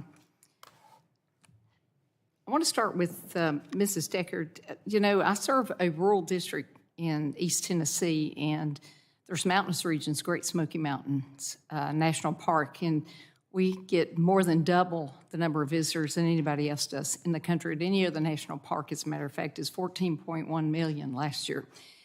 But I say that to say this, your link system, we had fires back in 2016 that killed 14 people. I know it's not like California, but it was devastating to that community. And if they had had access, they didn't have communication. Even the EMS responders didn't have communication with each other, so that was devastating. You say in your testimony that your model is to partner with carriers so they bring the spectrum and the customers, and you bring the space-based infrastructure to fill the gaps in the network. And my question is this: what kind of reception have you gotten from U.S. carriers, and how many partners do you need to offer this service? Thank you for the question. So the mobile network operators are very excited about the potential for being able to extend their coverage. I think they're open to learning about the technology, and they want to make sure that it doesn't interfere with their terrestrial networks. And as Lynk was rolled out and as a function of our experimental licenses with the FCC, we actually give the mobile network operators in the U.S., within the spot beam of where we're operating them, we give them our test schedule, and they monitor and sign off on our tests. Okay. So over time, we've been building that relationship with them. And you actually only need one large mobile network operator really to go into the FCC to be able to. Wow, that's partner. good. Good to hear. You know, we have the Appalachian Trail too, and I know that I've hiked on that Appalachian Trail, and there is no service. I don't care if you have to carry a GPS device to do that, but if we could do that on the phone, that would be fantastic. I know there's some apps you can download to tell you about the terrain, but thank you for what you've done with the MS, and they've made a lot of corrections in Gatlinburg and different places after that fire. A lot of insufficiencies have been corrected because of that. I want to turn to you, Ms. Bingen, and you know, it's astonishing in your testimony. You said in 2021, the U.S. National Geospatial Intelligence Agency assessed that China was a global leader in 3 of 9 categories of commercially space-based imagery capabilities. And then you go on down to say the U.S. commercial providers maintained the lead in only 3 categories. If there's 9 categories, who else leads in the other 3, I guess is my question. So let's see, I'm looking at a chart, and NGA has this available as well. Mm-hmm. So the other 3, make sure I understand my flags here, Argentina, Korea, and then I believe this is Finland. Really? But I can get back to you on that. Well, that's just, our fight is against China in so many ways. So I just was curious, since they weren't listed, what they were. But I'm looking at the categories you did list. We need to be number 1. We need to be ahead in all 9, basically. Thank you for that. And I know I've got a little bit of time. This is for Mrs. Zoller and Ms. Manor. You know, I told you before, I live in a very rural district. I have 2 distressed counties, and a lot of my constituents rely on satellite internet. And we know that Congress has spent an astronomical amount of money in the last 2 years, and of that, the vast majority of broadband funding is going to end up going toward fiber for the last mile. Without significant permitting reform, you know, I have serious concerns about the money actually getting into internet, into the homes of the people I serve, because I know it's not there yet. You know, in the likely event that this money fails to deliver universal service for East Tennesseans, what level of service can my constituents expect from satellite internet, and what can Congress do to help satellite internet companies deliver stronger service in places like East Tennessee? So I think the good news is today, and that's growing. There is some higher speed service. We're bringing even higher speed than we have today later this year, and a number of other operators and my colleagues from Amazon as well. I think the bigger issue is the funding issue. And unfortunately, the way BEAD is being implemented is a way that essentially closes the door for satellite broadband. So having an oversight hearing, perhaps with NTIA, to talk to them about how they're spending the money to make sure that it does get out. And as I talked about, it doesn't have to be the final solution. It could be an interim solution until other technologies can come. But satellite is up today, and it's continuing to grow. You know, we're putting up new satellites. A lot of other folks are. So you're seeing greater capability. So it's really an affordability issue. I have been to your district and love it there. So It's the most beautiful part of Tennessee. It goes from Bristol Motor Speedway to Dollywood. So what else do you want, you know? Zoller? Thank you. LEO constellations are a great way to connect people in rural and remote communities around the world who are out of reach of traditional wired and wireless networks, and who will stay that way. We look forward to serving your community. I would agree with Ms. Manner that to the extent that funding is provided, it should be done so on a technology-neutral basis. Yeah. Do you want to chime in, sir? I would agree with both of my colleagues. I mean, the service is affordable. It is available immediately, and there are more constellations being launched every day. So. I know. Why don't they understand this? Well, anyway. Okay, I've talked to all of you, so I guess with that, Mr. Chairman, I yield back. Thank you very much. The gentlelady's time has expired and yields back. The chair now recognizes the gentleman from Ohio. 5 minutes. Thank you, Mr. Chairman, and I thank you and Ranking Member Matsui for allowing me to wave on. I served on this subcommittee for 5 terms, and it didn't work out that way this session, but these issues are all very, very important to me, so you're going to get requests for me to wave on quite often, so I hope that's okay. Ms. Zoller, I'm very excited about what you're doing with Project Kuiper and the prospects of LEO satellite broadband playing such a critical role in bridging the urban-rural digital divide, because we got a lot of that problem in my rural Appalachian district. And that's true for all the providers. Are there any specific actions that Congress could take that would assist in the FCC's ability to process license applications to keep up with the demand so that they can process it more efficiently? I'm excited too, and I appreciate your question. I think that the congressional attention on these issues is very motivating in terms of fostering motivation within the commission to move out on some rulemakings, to make more spectrum available for non-geostationary satellite systems, aligning the U.S. rules with what's available more globally already, and to also clarify how we will share spectrum with each other in the future, because that lack of clarity can be the source of a lot of controversy during the application process. Sure. Are there other regulatory hurdles that you're facing for Project Kuiper to successfully launch your satellites and provide these services? The international regulatory landscape is a patchwork of different rules and requirements. Many countries look to the ITU for guidance on how to allocate spectrum, what services should share together, and so on. And many are behind the United States in terms of making decisions that would enable non-geostationary systems. So I think it's really important that the U.S. go to the World Radio Conference with a strong voice, a very pro-satellite voice, and help us move the rule set in a direction that enables American innovation. Okay, all right. Continuing, Ms. Zoller, in your testimony, you mentioned the importance of the U.S. presenting key priorities at that World Radio Communications Conference later. You just mentioned some of them, the moving, speaking with a loud voice. Are there other messages that the U.S. should be given at that conference? A particular area of importance is the mobility of earth stations for non-geostationary systems. It's something we already allow here in the United States for systems like ours, but it's not the case globally. And this is an issue on the agenda of the 2023 World Radio Conference.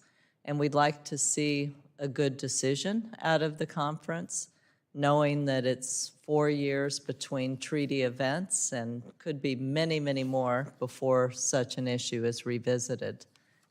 Okay. Mr. Stroup, in your testimony, you mentioned China's investments in satellite systems and the services they're offering at below market rate or free globally.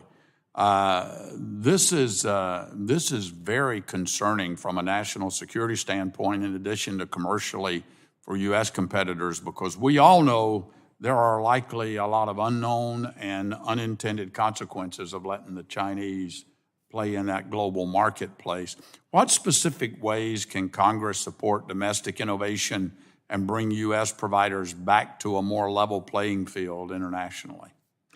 Yeah, I think ensuring the health of satellite providers is one of the key aspects of it, because certainly what they're seeking to do is consistent with some of the other infrastructure investments that they've made in various countries, and ultimately to have a successful constellation, whether it's a geo or non-geo system, you want to provide service globally. So I think that helping to ensure the strength of the industry through the many things that we've talked about, access to spectrum, stable regulatory environment, are all key things to ensuring the competitiveness of our companies.